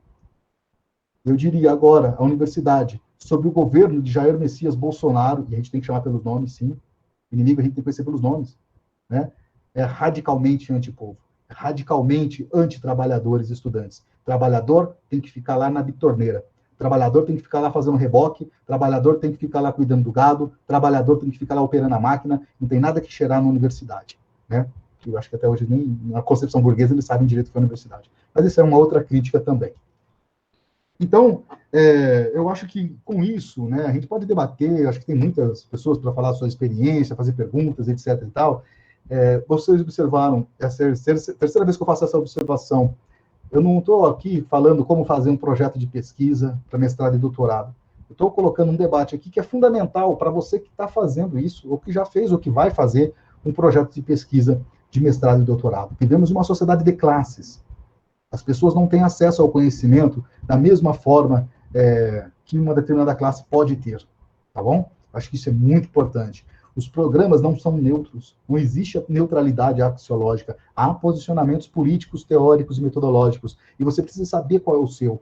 Só que, quando você não está inserido nesse debate, você pode, a título de hipótese, pode ser compelido a reproduzir a lógica da ideologia dominante, daquela que seria mais pragmática para você poder entrar num processo de seleção. Isso pode acontecer? Isso acontece, não é que pode, isso acontece, é factual, mas também é factual a possibilidade do adoecimento, da pesquisa te fazer mal e literalmente, enfim, aquilo que era para ser maravilhoso, te dar um salto de consciência para entender o mundo e ser no mundo, acaba sendo assim, um salto, a falésia de um penhasco ou um mergulhão no Lago dos Crocodilos, né? Onde você vai se adoecer, passar muito mal, enfim. E aí, enfim. Mas é isso. Termino a exposição, a gente vai debater agora. Termino a exposição com um tom de pessimismo, mas eu espero mesmo, do fundo do meu coração, de cada página dos meus livros, que vocês tenham entendido que esse pessimismo não é um pessimismo, mas é um pessimismo da razão, né? Um pessimismo da razão. O mundo é assim, o mundo está assim. Se eu ficar no mundo com a perspectiva romântica, eu tomo um risco muito grande, eu tenho um risco muito grande de reproduzir algo que vai, na pior das hipóteses, acabar comigo, né? Me enfraquecer gigantescamente. Agora, se eu tenho consciência disso, ou se busco tomar consciência disso, busco se organizar para pensar um mundo melhor do que esse que nós vivemos, evidentemente nós nos fortalecemos. E aí entra o otimismo da vontade, mas tem sim o pessimismo da razão. Mas nunca esquecer o otimismo da vontade. Nós precisamos ser otimistas, né? Porque senão a gente fica num derrotismo absoluto, típico dos pós-modernos, que não é a minha praia, pelo menos, espero que não seja de vocês. Beleza? Então, pessoal, eu fecho aqui a exposição, e aí a gente debate, vocês fiquem à vontade para abrir o microfone, falar, etc e tal, né? E, ó, por favor, se todo mundo aqui está com a internet ruim, eu até entendo essas câmeras fechadas, mas do contrário, vocês façam favor aí de ligar essas câmeras aí para a gente poder se ver. Faz igual o Fernando aí, valeu, Fernando, tá aberto direto aí, né? Isso é muito bom, beleza? Não quero ficar olhando para a fotinha só, não, ou inicial R, L, essas porra, não. Abre esse negócio aí, vamos conversar. Conexão tá ruim? Tudo bem, tranquilo, né? Aí de boa. Tá à vontade? Não tá à vontade, não abre também não, tá? Mas assim, aqui, a gente já se conhece um pouco aqui, então me dou a liberdade de fazer essa brincadeirinha, que é um pedido sério. É isso, tá aberto o debate aí. Ei, professor, eu queria começar. Tudo bem? Como é que você tá? Saudade, hein? Ô, Lucas. Poxa, falta você faz aqui dessa web, né, querido? Eita, nós. Queria também falar um pouco sobre essa primeira parte que você também trouxe do constrangimento, muitas das vezes, que o trabalhador, ou o aluno trabalhador, se encontra dentro da universidade, né? E eu me vejo quanto um aluno trabalhador, né? Não só pela minha origem, e por continuar trabalhando durante a universidade, mas eu também me vejo quanto um aluno preto, saca? E tipo, eu vejo que isso também está entrelaçado, de uma certa forma, com a condição de trabalho e também com esse cafetenismo, né, intelectual dentro da instituição. Vejo muito interessante isso porque, tipo assim, enquanto você está ali agindo enquanto militante negro ou ainda militante do movimento estudantil, de acordo com as necessidades que coordenação, que alguns professores chaves enxergam enquanto positivas, ou seja, o curso está correndo risco de fechar. É interessante que os alunos, quando o reitor colhe aqui, passa barulho, pressione, isso e aquilo, né? Mas aí, quando tem um outro momento no qual a coordenação está sendo conivente com a situação da reitoria, e essa situação é uma situação perigosa, principalmente para a gente que é periférico, óbvio, isso estou falando de polêmico agora, né? Por exemplo, a imposição da volta às aulas, no período pandêmico. No momento, uma instituição que tem alunos pobres, alunos de zona rural, alunos que são de aldeados, né? Enfim, esse posicionamento que a reitoria tomou expulsou, né? Não foi nem uma questão de desistência. Expulsou os alunos que não tinham condição de se manter nesse momento, né? Expulsou, abaixou o nível de discussão, enfim, nivelou a universidade por baixo, a meu ver, né? Com esse movimento. E durante esse processo, por exemplo, se rolou algum tipo de atrito com a reitoria, com a coordenação, já teve um posicionamento diferente, posicionamento de de cobrar mesmo a gente, colocar a gente em um lugar assim. Ah, vocês têm o DCE, né? No momento que eu cheguei na coordenação, para perguntar, tá rolando reunião da UERJ aí para discutir volta ou não de vestibular, e vocês não passaram o link até agora para a gente. Não passaram os documentos, não passaram nada. Isso aí o coordenador, não, isso daí é obrigação do DCE, passar para vocês. Beleza, eu concordo que é, e estou pressionando o DCE também. Mas, quero deixar bem claro que a coordenação, quando acha que é interessante a participação discente aqui, não só passa os documentos, mas também reforça isso, deixa muito claro. Aí eu acho que é complicado vocês tomarem essa posição hipócrita, contraditória, quando eu estou cobrando vocês. Vocês estão me colocando em algum lugar de constrangimento. E eu falei, e olha que é um momento no qual eu estou só cobrando um link para entrar na reunião. Se fosse uma situação mais grave, então, como é que seria, né? Onde fica a democracia aqui, nesse espaço, né? O debate mesmo, né? Outra situação, por exemplo, pode ser pensada, por exemplo, época que tem festividades como o 13 de maio ou ainda o 20 de novembro, né? É importante o 20 de novembro para o movimento negro? Mas a militância não se dá só nessas datas comemorativas. É só um símbolo, uma simbologia, né? Importante, mas, enfim, não é obrigação dos movimentos estudantis negros pegar e fazer um evento no dia 20 de novembro. Se a instituição tem recomendação das PROs, da pró-reitoria, é uma questão institucional, que não deve ser terceirizada para os alunos, né? Aí a gente pode ver que quando a gente, e pode tudo, que muitas das vezes o movimento estudantil fortalece, né? Não só fortalece, mas assume essa responsabilidade da instituição. Aí quando o movimento estudantil não consegue assumir, por conta de várias coisas, de nível político, de nível pessoal, enfim, aí a gente vê que vai ter um certo tipo de cobrança, né? E não é uma cobrança só, o que aconteceu, eu posso ajudar, uma cobrança meio que no sentido assim, que te coloca assim, você não está sendo tão militante assim e tal, né? Fica meio que... E pior de tudo é que você fica meio que suspenso, com medo mesmo de pegar e bater de frente com esse pessoal. Porque muitas das vezes os professores vistos militantes, os professores aí vistos como marxistas, os professores vistos como progressistas, sabe? Não só marxistas, aqueles professores vistos como defensores de uma educação de qualidade, né? Aí fica meio constrangido de debater com esse povo, porque são eles que vão te orientar, são eles que vão pegar aí, de alguma forma, te abrir oportunidade de conhecer outros professores de outra graduação.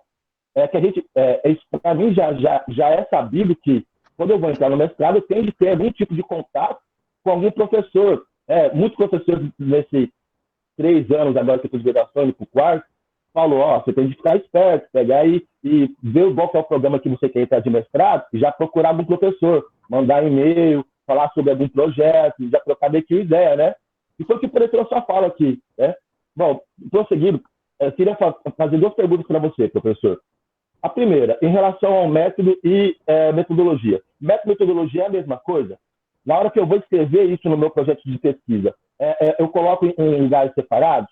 Ou eu coloco juntos, só que pensando nessa divisão na minha cabeça de método enquanto teoria, teoria no sentido assim, o que determinado autor trabalha nessa concepção, e metodologia enquanto um passo a passo da investigação em si, né?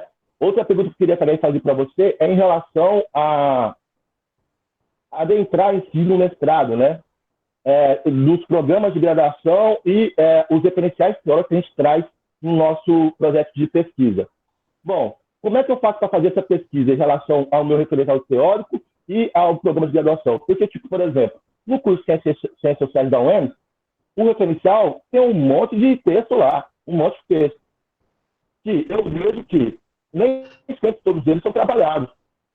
Isso vai variar, sobretudo, com o professor que vai estar ali ministrando a disciplina. Né? Igual, você comentando para mim que no seu 3º ano você pegava e trabalhava lá Marx, um monte de coisa, né? Até chegar em troca. Né? A minha carga horária do 3º ano foi totalmente diferente dessa narrativa. A minha carga horária do 2º ano, em comparação com o 2º ano do meu irmão, que foi ano passado, foi bem diferente. Não carga horária no sentido de horas, mas assim, por exemplo, carga de leitura. As leituras, a ênfase que se dá nas leituras, algumas leituras apareceram que não tinha aparecido no meu ano, outras que tinha aparecido no meu ano, que eu vi que era de extrema importância e achei muito bacana ter tido essas leituras, esses debates, não apareceu já, né? Aí, tipo assim, como é que eu faço nesse sentido? Eu agora quero procurar um programa de pós-graduação e mestrado, né? Como é que eu faço fazer essa pesquisa? Para entender o ambiente nesse sentido, de quais são os referenciais teóricos que determinado programa de mestrado repudia e quais que ele já aceita, né? E eu sei que você é marxista, já está na pós-graduação, de doutorado, isso e aquilo, né? Da sua experiência, quais assim são os programas de mestrado, doutorado que aceitam bem, que dialogam bem com o marxismo no referencial, né? No projeto? Eita, pega. Eu vou fazer tete-a-tete, tá, pessoal? Para não fazer bloco, eu vou tentando responder rápido. Obrigado, Lucas. Assim, saudades de vocês aí, né? Preciso ficar falando isso aqui agora, mas, enfim. Então, assim, concordo com tudo que você falou, né? O primeiro aspecto lá, eu não queria, e só nas perguntas que você colocou, há um pragmatismo, gente. A gente precisa entender o que é a praxis utilitarista. Leiam sobre isso. Se quer um referencial? O Adolfo Sánchez Vázquez, né? Um autor bastante conhecido, traduzido em expressão popular, publicou no Brasil, então tem livros aí menos caros para comprar, e tem PDF também, né? Tem uns PDF que salvam a nossa vida aí. Aliás, se não fosse os PDF, acho que a maioria dos meus alunos nem se formava. Já virou um jargão isso, mas é um jargão que tem respaldo no mundo empírico, é real, é concreto isso. Então, se quiserem, depois eu até mando para vocês e tal. Então, a gente precisa entender o que é essa praxis utilitarista. Deixa eu aproveitar o momento, Lucas, dessa intervenção belíssima que você fez, para dizer o seguinte. Tem um outro texto muito importante. Claro que tudo isso perpassa a minha subjetividade, a minha visão de mundo, a minha leitura teórica do mundo, ok? Então, esses autores são da minha tradição, da tradição que eu me vinculo. Você tem a sua também, etc e tal. Independente de qual é a sua, está me ouvindo, são autores muito importantes, né? Muito importantes. O Adolfo Sánchez Vázquez, né? E o Karel Kozik, um livro dele chamado A Dialética do Concreto. Bom, esse aí eu sugiro que vocês imprimam um PDF, xeroquem, deixem salve no telefone, onde estiver aí, e deixem do lado da cama, para ler todo dia, antes de dormir, na hora que acordar, e toda vez que estiver em crise, vai lá e lê também, lê direto. É um livro que nunca termino de ler, é muito importante. Eles vão falar bastante, e tem muitos outros autores, é claro. Vão falar sobre a praxis utilitarista, sempre buscando como referencial Marx, né? Então, eu acho que são dois autores que ajudam muito, né, a gente entender. E por que eu estou dizendo isso? Por que, Lucas, e todos nós aqui presentes?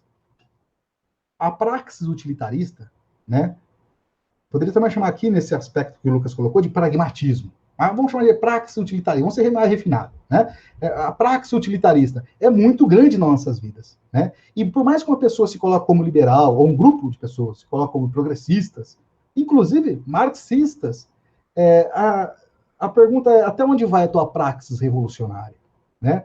Às vezes ela morre na primeira tomadinha chamada praxis utilitarista. E é útil isso aqui, então, portanto, marxista serei.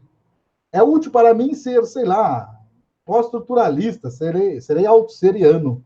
Né? É interessante na área de educação, para falar sobre reprodução, sei lá, eu ser bourdieusiano, Pierre Bourdieu. Né? E aí eu vou falar da reprodução. Né? Então, assim, é utilitário. Esse tipo de praxis é a que a burguesia mais adora e nos ensina. Moçada, do Jardim 1 ao pós-doc, impera a praxis utilitarista. Para fazer um projeto de pesquisa, o que impera não é diferente, Lucas, e todos nós aqui. A praxis utilitarista. Eu estou indicando, eu estou falando para que a gente seja utilitarista? Não estou não. Eu estou só constatando um fato, né? Que vocês podem contestar, evidentemente, né? Mas em tese, coloco aqui em tese de que a praxis utilitarista é o perfil mais genérico que a gente pode encontrar na fila do pão da padaria, na farmácia ou na universidade. A praxis utilitarista. Elevada à enésima potência, a praxis utilitarista pode ser reconhecida numa palavra no nosso cotidiano, que é o pragmatismo político, por exemplo. Então, em um dado momento, vamos todos cobrar da reitoria, porque me é interessante, ou para um indivíduo ou um grupo. Pegando o que você falou, Lucas. Em um outro momento, essa mesma reitoria que foi pressionada em um dado momento, é interessante jogar com a reitoria. E pressionar aqueles que me ajudaram no passado, recente, pressionar a reitoria, porque o meu pragmatismo político exige, que na realidade é uma forma vulgar, mas uma forma um pouco mais sofisticada, é uma manifestação da praxis utilitarista.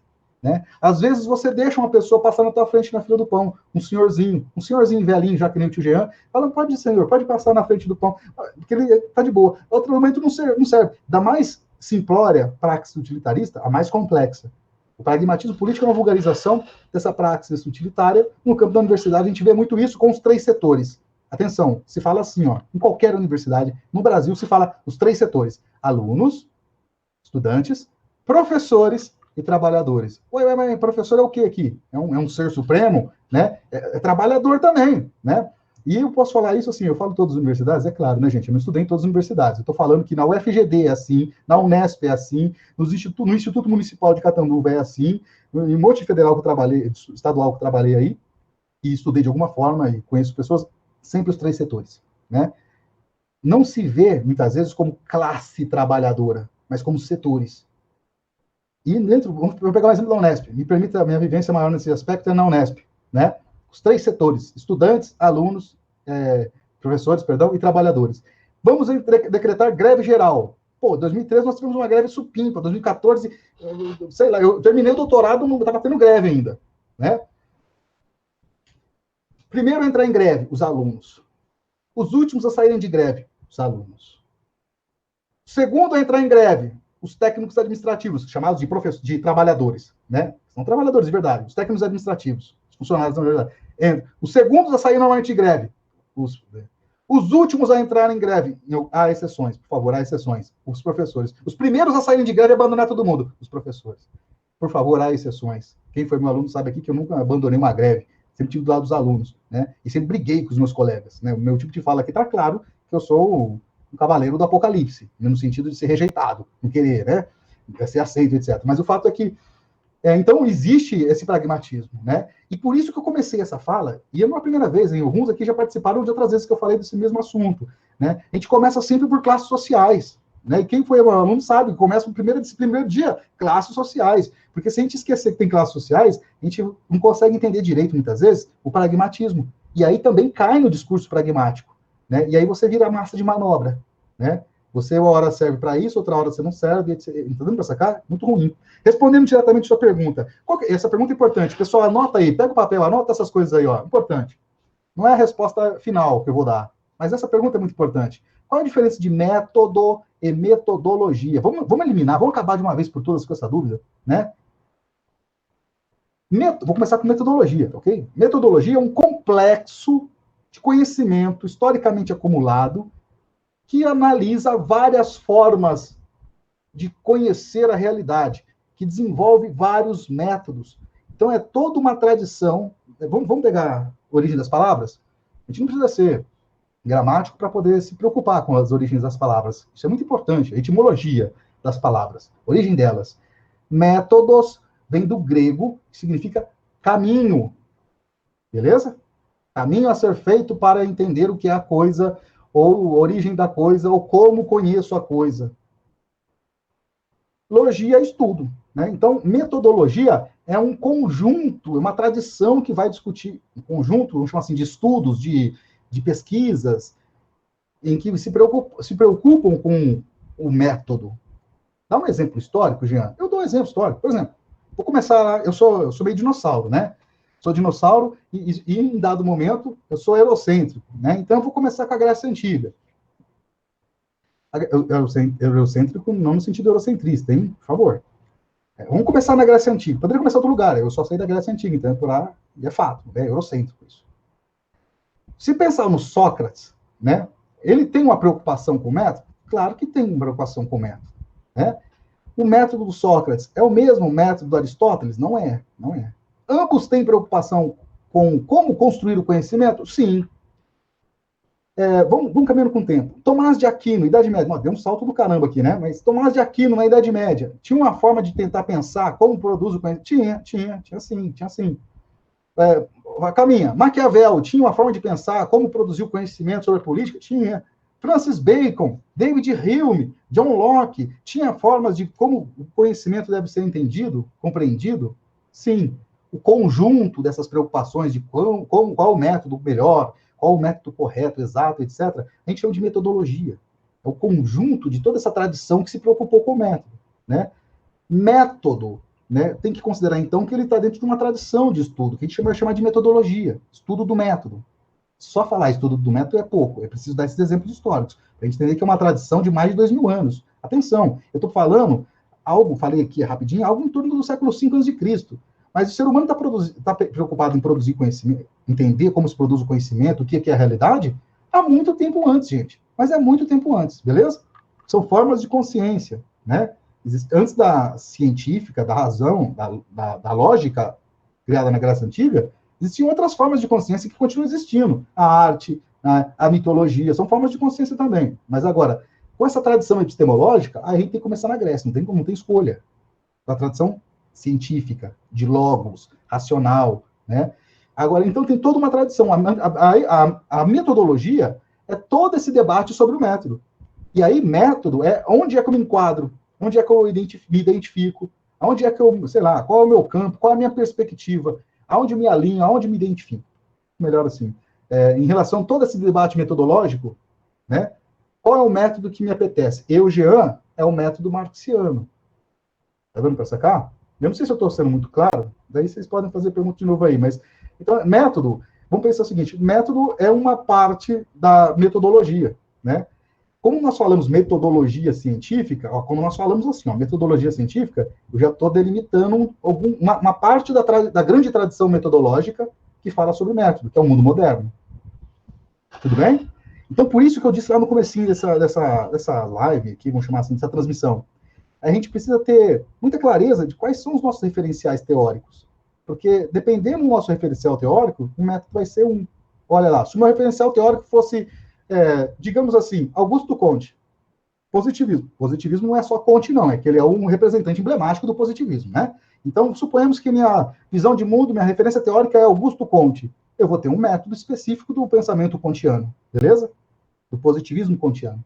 Se o meu referencial teórico, por exemplo, é a sociologia, no século XIX, por exemplo, Emile Durkheim, eu vou ter uma concepção de método específica, que é diferente necessariamente, por exemplo, da minha referência teórica, que é Marx. Vou ter um método específico, que é radicalmente diferente de todos esses que eu falei até agora. Né? Então, é importante saber qual a tua referência, por isso que eu falei assim, teoria e metodologia, referencial teórico-metodológico. Porque, ou seja, a partir da onde, que não precisa ser uma pessoa, se tem exemplos do Comte, Durkheim, Marx, mas, sei lá, o referencial gigantesco que eu trabalho normalmente está dentro da tradição trotskista, que no caso remete a Marx, né? E que remete à dialética marxiana, etc. e tal. Mas você pode, ou seja, então é importante esse debate. E agora, por que eu digo com todas as palavras, é importante saber, teoricamente, onde é que você se identifica. Sabe por quê? Porque se você não consegue fazer isso, senhoras e senhores, anota esse negócio aí no papel. Se eu não tiver clareza, se eu não tiver muito resolvido comigo, pelo menos minimamente resolvido, qual é o meu referencial teórico, eu vou fazer um popurrí do caramba. Eu vou misturar Michel Foucault com Deleuze, com Marx, com Trotsky, sei lá, Hannah Arendt, com o Emile Durkheim, e tá tudo certo. Né? Há contradições brutais, porque são formas de ver o mundo diferentes. E essas formas de ver o mundo, concepção teórica, vou chamar assim, de formas de entender o mundo, tem lá o seu método XYZ. E a gente precisa saber quais são os métodos dessas concepções teóricas que nós conhecemos. Metodologia é o conjunto. Metodologia é o conjunto de... Pode falar, Lucas, pode falar. Rebuscada dessa pergunta, queria dar uma rebuscada nessa pergunta, né? Tipo, por exemplo, entende que Marx, ele, apesar de ele não ser marxista, ele é o ponto zero, vamos dizer assim, né? Ponto zero ali desse pensamento ou dessa vertente teórica política. E marxismo, apesar de não termina, ele começa em Marx, né? Tem outros, tem Trotsky, tem Lenin, tem outros contemporâneos aí. Tá, mas existe uma metodologia marxista e um método marxista e um outro método leninista, um outro método, enfim. Então, por exemplo, metodologia seria essa corrente teórica, ou não? Na metodologia, você identifica as correntes teóricas. Entendido? Sim, acho que sim. Né? Só uma questão, essa questão do Marco Zero é muito difícil, Lucas, é muito difícil. A gente poderia, assim, para o primeiro momento, falar o Marco Zero é Marx. Só que o que o Marx está processando para a gente chamar de Marco Zero é uma síntese de múltiplas determinações. É uma síntese do pensamento do Hegel, que não tem nada de revolucionário marxiano, do David Ricardo, do Adam Smith, dos socialistas utópicos. Tá dando para sacar? Então, assim, se a gente for buscar o marco 0,0000, a gente vai... É difícil achar esse marco zero. Formalmente, no caso do método marxiano, é o Marx, mas sempre tendo consciência de que aquilo que a gente está chamando de marco zero não é zero, não. É um resultado, é um ponto de partida que o Marx apresentou para a gente a partir de coisas que ele estudou que não tem nada a ver com Marx, né? Não teria como. Então, acho que isso é muito importante. Essa segunda pergunta... Eu falo mais sobre esse nome, sabe? Mais sobre o nome mesmo. Tipo, por exemplo, antes de Marx não existia por que falar que existia um pensamento marxista. Sim. Mesmo que o Marx seja uma síntese de todo esse processo. Sim, exato. E quando você fala assim, ó, existe uma metodologia dos marxistas? Existe sim. Tem uma tradição marxista e o método do Marx não é pensado de forma igual para todo mundo que se chama marxista. Eu vou dar um exemplo, desculpa eu empiricizar, mas desculpa a retórica, retiro, não é desculpa, não cabe desculpa. Mas vou dar um exemplo particular. Eu estou dentro de uma tradição do método marxiano que entende que não tem esse papo de materialismo histórico dialético. Isso aí, mas agora isso existe para uma outra tradição marxista, dentro da tradição marxista, para uma outra vertente, por exemplo, ligada ao stalinismo. Né? Ou seja, vai falar, existe sim materialismo histórico dialético, ou ainda o método é o marxismo-leninismo. Bom, para mim, isso aí, eu tenho críticas a isso. Né? Então, assim, não é homogêneo.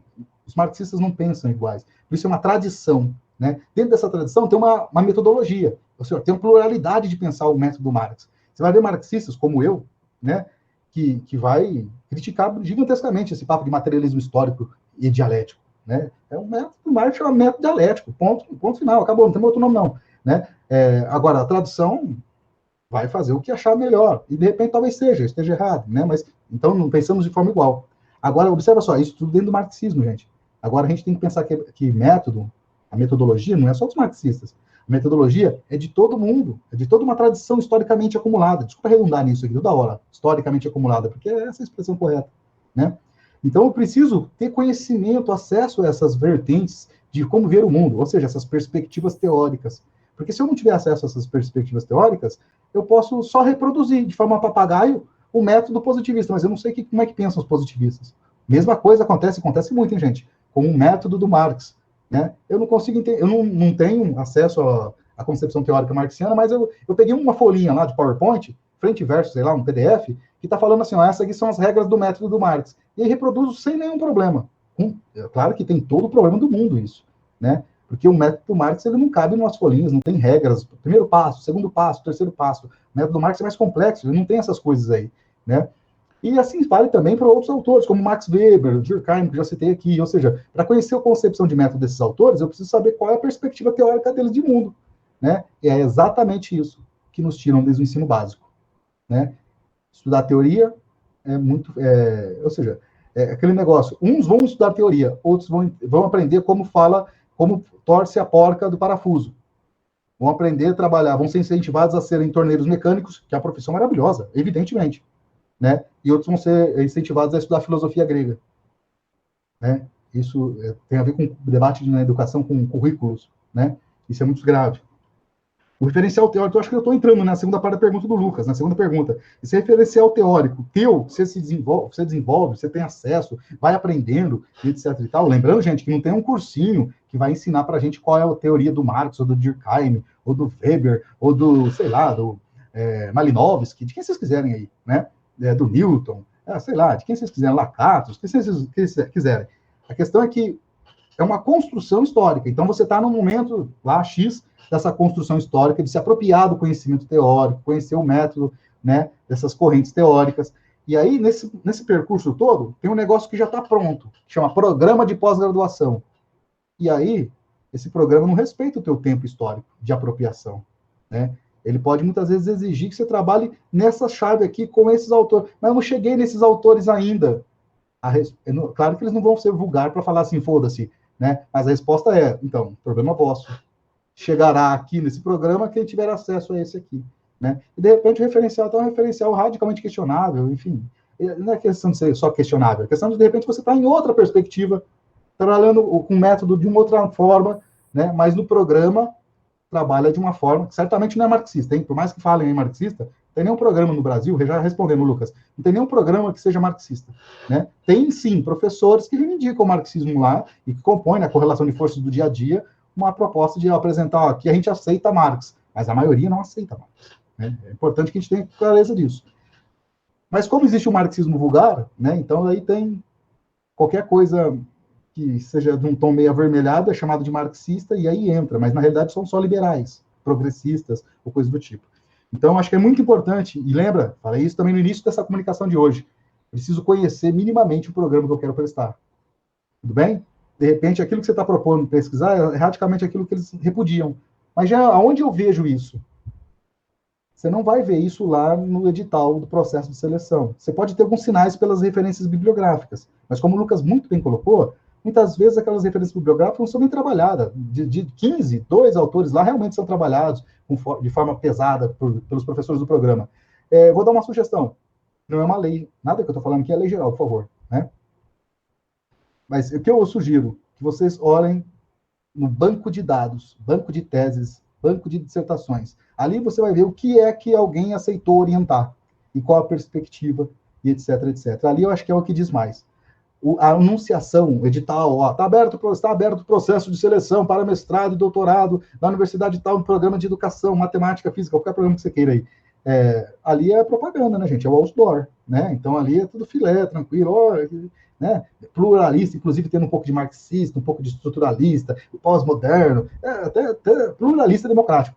Mas na hora do vamos ver, é importante olhar lá o banco de teses, ou dissertações, no caso, né? Dissertações e teses. Esses bancos onde se deposita as dissertações já defendidas. Ali você vai ver quem é o professor que está orientando determinados assuntos, ali eu acho que você tem uma visão maior. Claro, considerar tudo, mas não considerar o banco de teses seria inabilidade da nossa parte. Eu acho que é muito importante, muito importante. E, gente, uma coisa que é importante, aonde for possível, tem que chegar e meter a cara mesmo, sabe? Assim, dependendo da universidade pública, não é o caso da UEMS, mas dependendo da universidade pública, o professor tem a salinha dele lá. Bater palma lá, bater na porta, olha, fazer uma pesquisa prévia, olha, esse cara aqui eu acho que tem a ver com as coisas que eu estou pensando, etc e tal, chamar para conversa, gente. Tem professor que vai ser maior escroto, vai falar assim, você é fora, não vai nem te atender, né? Mas tem professor, e tem muitos, ainda bem que tem, né? Existe uma resistência na universidade. A universidade não é só da burguesia, ela é hegemonicamente da burguesia, né? E tem professores que são muito acessíveis, que vão ajudar de forma maravilhosa, né? Enfim, é isso. Não sei se você responde. Ô, Jean, posso falar? Sim, Renan. Vai lá, Renan. Sempre bom ouvir você. Meu camarada. Esse debate a gente teve quando eu estava escrevendo meu projeto, que se não fosse você e a Nathalie, eu não tinha passado aí no mestrado. Vou começar agora, que o assunto é a pós-graduação, dia 1º eu começo as aulas do mestrado. E foi uma experiência muito louca mesmo, tipo, aprender a escrever para escrever um projeto só para eles aceitarem, sabe? A gente, vários dias de conversa, você me explicando tudo isso que estava na nossa conversa aqui de hoje, e me remeteu algumas questões para as pessoas que irão prestar a pós-graduação. Como você falou, né? Como que eu sei o que eles, né, a banca, tá pedindo? Um amigo meu também, que é de São Paulo, ele estava nesse processo de prestar, ele prestou em 3 lugares. Ele não passou em nenhum dos 3. Uma por conta do projeto, outro por conta da entrevista. E ele falou assim, Renan, o que eu vou fazer? Quem estiver pensando aí em prestar. Conversa com o professor e vê se ele autoriza, né? Olha que é foda.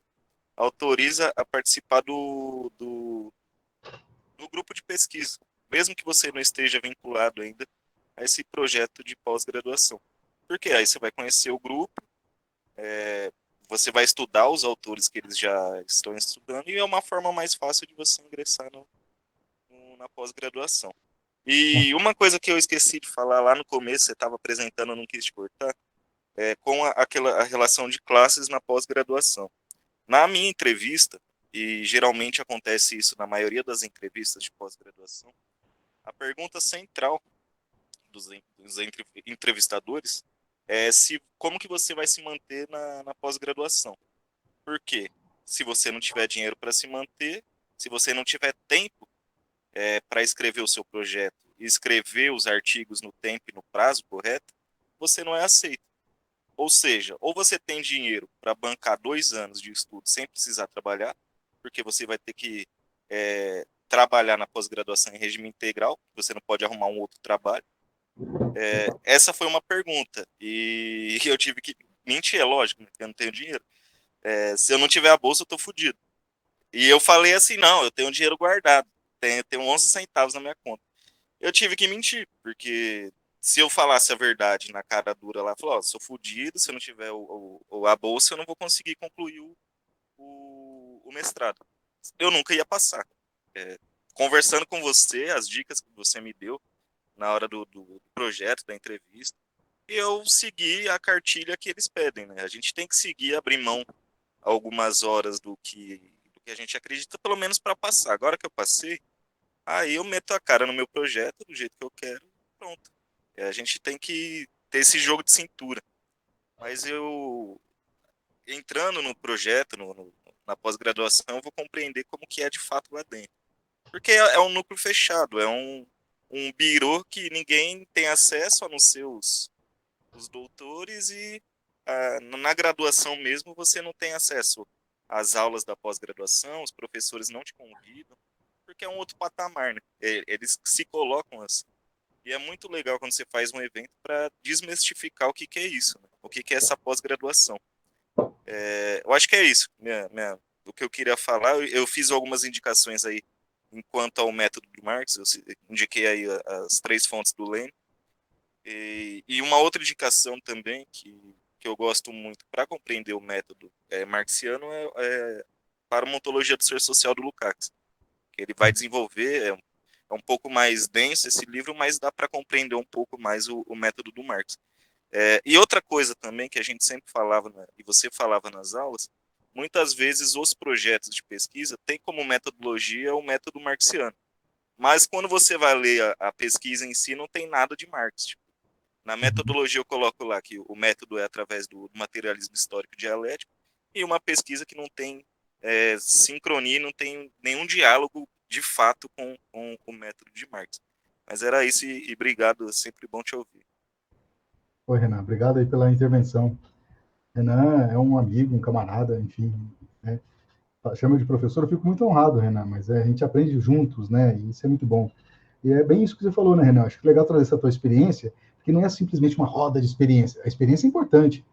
São dados empíricos. A gente tem que trabalhar com dados empíricos, né? E não precisa ser marxista para querer fazer isso. Tem que ser dados empíricos, né? A gente se policia, né, em relação à leitura romântica, ufanista da universidade, da pós-graduação, né? Muitas vezes, aquele que tem a visão romântica, o fanista da universidade, quando analisa ou tem acesso a uma crítica, como a gente está supostamente tentando fazer aqui, se esforçando para fazer, fica com vários tijolos nas mãos, né? Porque se trata de destruir um sonho criado idealmente, né? A realidade é muito mais cruel. Isso que o Renan falou é extremamente importante, porque olha só, eu prestei meu doutorado eu prestei meu mestrado em 2006 para 2007.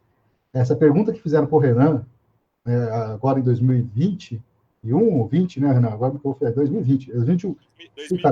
2020, aqui. Estou achando que a gente está no meio do semestre, começou o ano agora ainda. Enfim, a mesmíssima pergunta que fizeram para mim, e fazem para todo mundo. E ainda tem um jargão, né, muito grande, né, jargão. Jargão no sentido de que, uma fala corriqueira. Tenho dinheiro guardado, porque essa pergunta provavelmente vai ser feita, pessoal. Certamente vai ser feita, né? E por isso considerar um recorte de classe, né?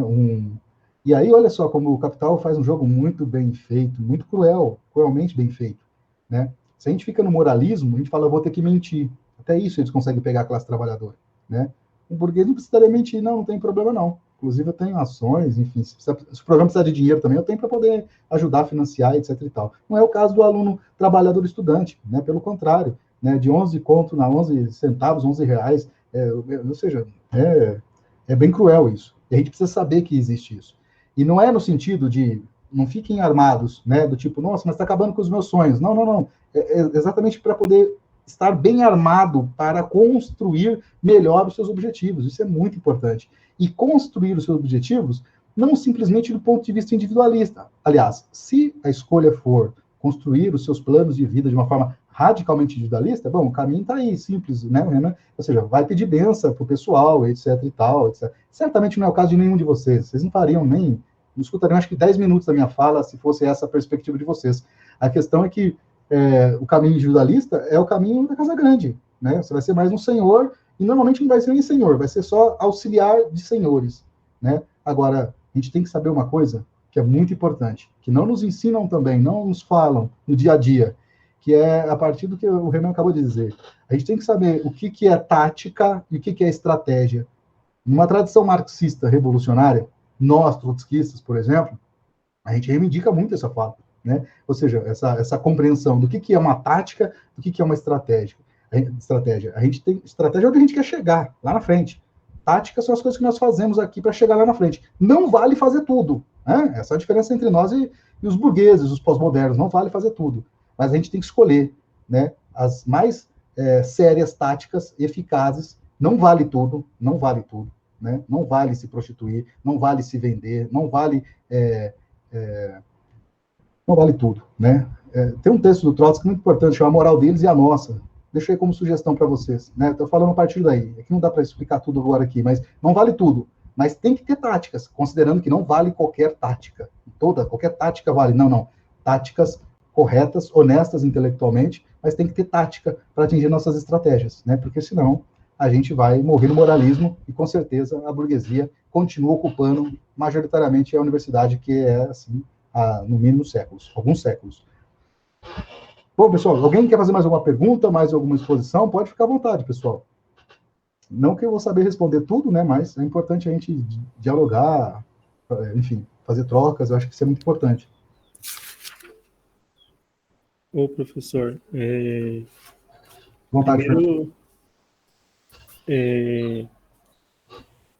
agradecer pelas palavras, pela contribuição. Eu, na verdade, conheci você não por ser aluno nem nada, eu achei no o seu canal, aí já tinha visto lá algumas aulas e tal, e depois no Facebook, e aí vi que você tem divulgado algumas questões nesse sentido. Teve uma outra experiência, acho que o ano passado, eu fiz até minha inscrição, só que chegou no spam, né? Aí eu não vi, fui ver só depois, já tinha passado, né? Era parecido, eu não me lembro agora e tal. Mas eu sou psicólogo de formação, né? Tem 12 anos que eu terminei a graduação e tal, e depois de determinado momento eu fiz uma decisão, porque também não foi fácil se formar, né? Então tem muita identificação com o que você colocou aí também, né? De pensar em desistir e tal. E em um determinado momento, uma decisão foi que eu jamais ia pagar para estudar de novo, né? E algumas experiências que eu tive na pós, lato sensu e tal, não foram muito boas, e ainda assim eu tenho insistido para tentar entrar no mestrado, né? Eu percorri alguns caminhos até agora de pesquisar os programas e tal, e fazer um pouco esse mapeamento do que me interessava e tal. E aí eu também estou num momento de, acho que de alguns anos para cá, de mudança de referencial, porque a formação em si, né, acho que em psicologia de modo geral, ela sim é eurocentrista e tal, enfim, tem muita coisa complicada, e eu tenho me aproximado do referencial marxiano, né? Então eu tenho buscado coisas nesse sentido, estou engatinhando ainda, mas uma das coisas que eu vejo é uma dificuldade grande para quem está fora desse círculo acadêmico, é você conseguir não fazer essa salada mista, né? Acho que saber o que combina, né? Pensar nessa referência teórica e o que está aliado a uns instrumentos, a um procedimento de pesquisa, né? Então, para a gente achar isso na raça é muito complicado, assim, né? Para você ler uma dissertação, para você ler alguns textos, você precisa de uma ajuda, né? E o que a gente vê é que isso está muito distante. Então, por isso que eu acho bacana pra caramba a iniciativa de ter esse diálogo e tal, que é a expectativa que eu vim, né? Embora eu não sei a formação da galera aqui, mas acho que, de modo geral, falar sobre esse tema, as minhas dúvidas aqui um pouco é essa, parecido muito com o que o Lucas colocou, porque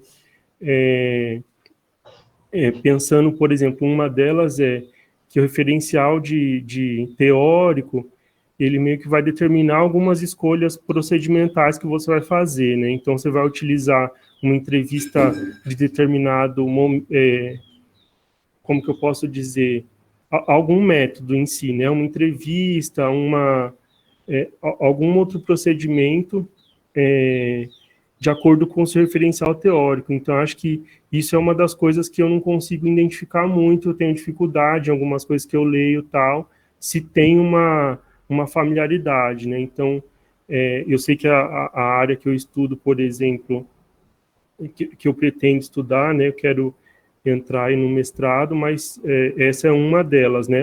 A outra, por exemplo, é isso, assim, né? Para você também não misturar alguns autores, você precisa ter uma bagagem anterior. Se você não tem também, como é que você vai colocar dois autores lá que não se conversam, como é que se relaciona a ele? E a questão de focar também, né? Porque, assim, você vai estudando, aí você acha mais um, que nem você falou, né? Aí você acha mais um que fala tal coisa, você acha mais um que fala tal coisa. Então, essa dificuldade, para eu que estou nesse processo, é muito grande. Queria que se você pudesse abordar um pouco isso também. Sim, sim. Nossa, Fernando, obrigado pela intervenção, muito boa também, né? Maravilhosa. Eu acho que sim, o Fernando e todos nós, essa questão do referencial teórico e metodológico, vou chamar assim, teórico e metodológico. Teórico, né, com a visão de mundo, e que tem lá sua perspectiva de método. Lembra que eu falei da praxis utilitarista? A gente é educado nessa praxis. A gente é educado, vou citar indiretamente aqui, não gosto de fazer isso, mas é que eu não tenho condições intelectuais de fazer diferente. O Kozik, em um dado momento lá do livro dele, quando ele está falando sobre a pseudo-concrecidade, capítulo 1 do livro Dialética do Concreto. Ele fala assim, ó,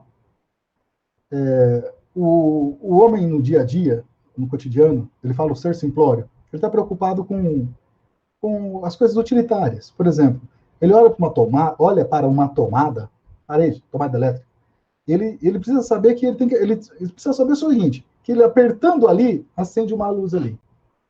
Ele não tem nenhuma preocupação. Desculpa, o capítulo não é o capítulo 1, não, é o capítulo que chama O Homem Preocupado. Não sei a sequência desse capítulo, está lá no meio e no final.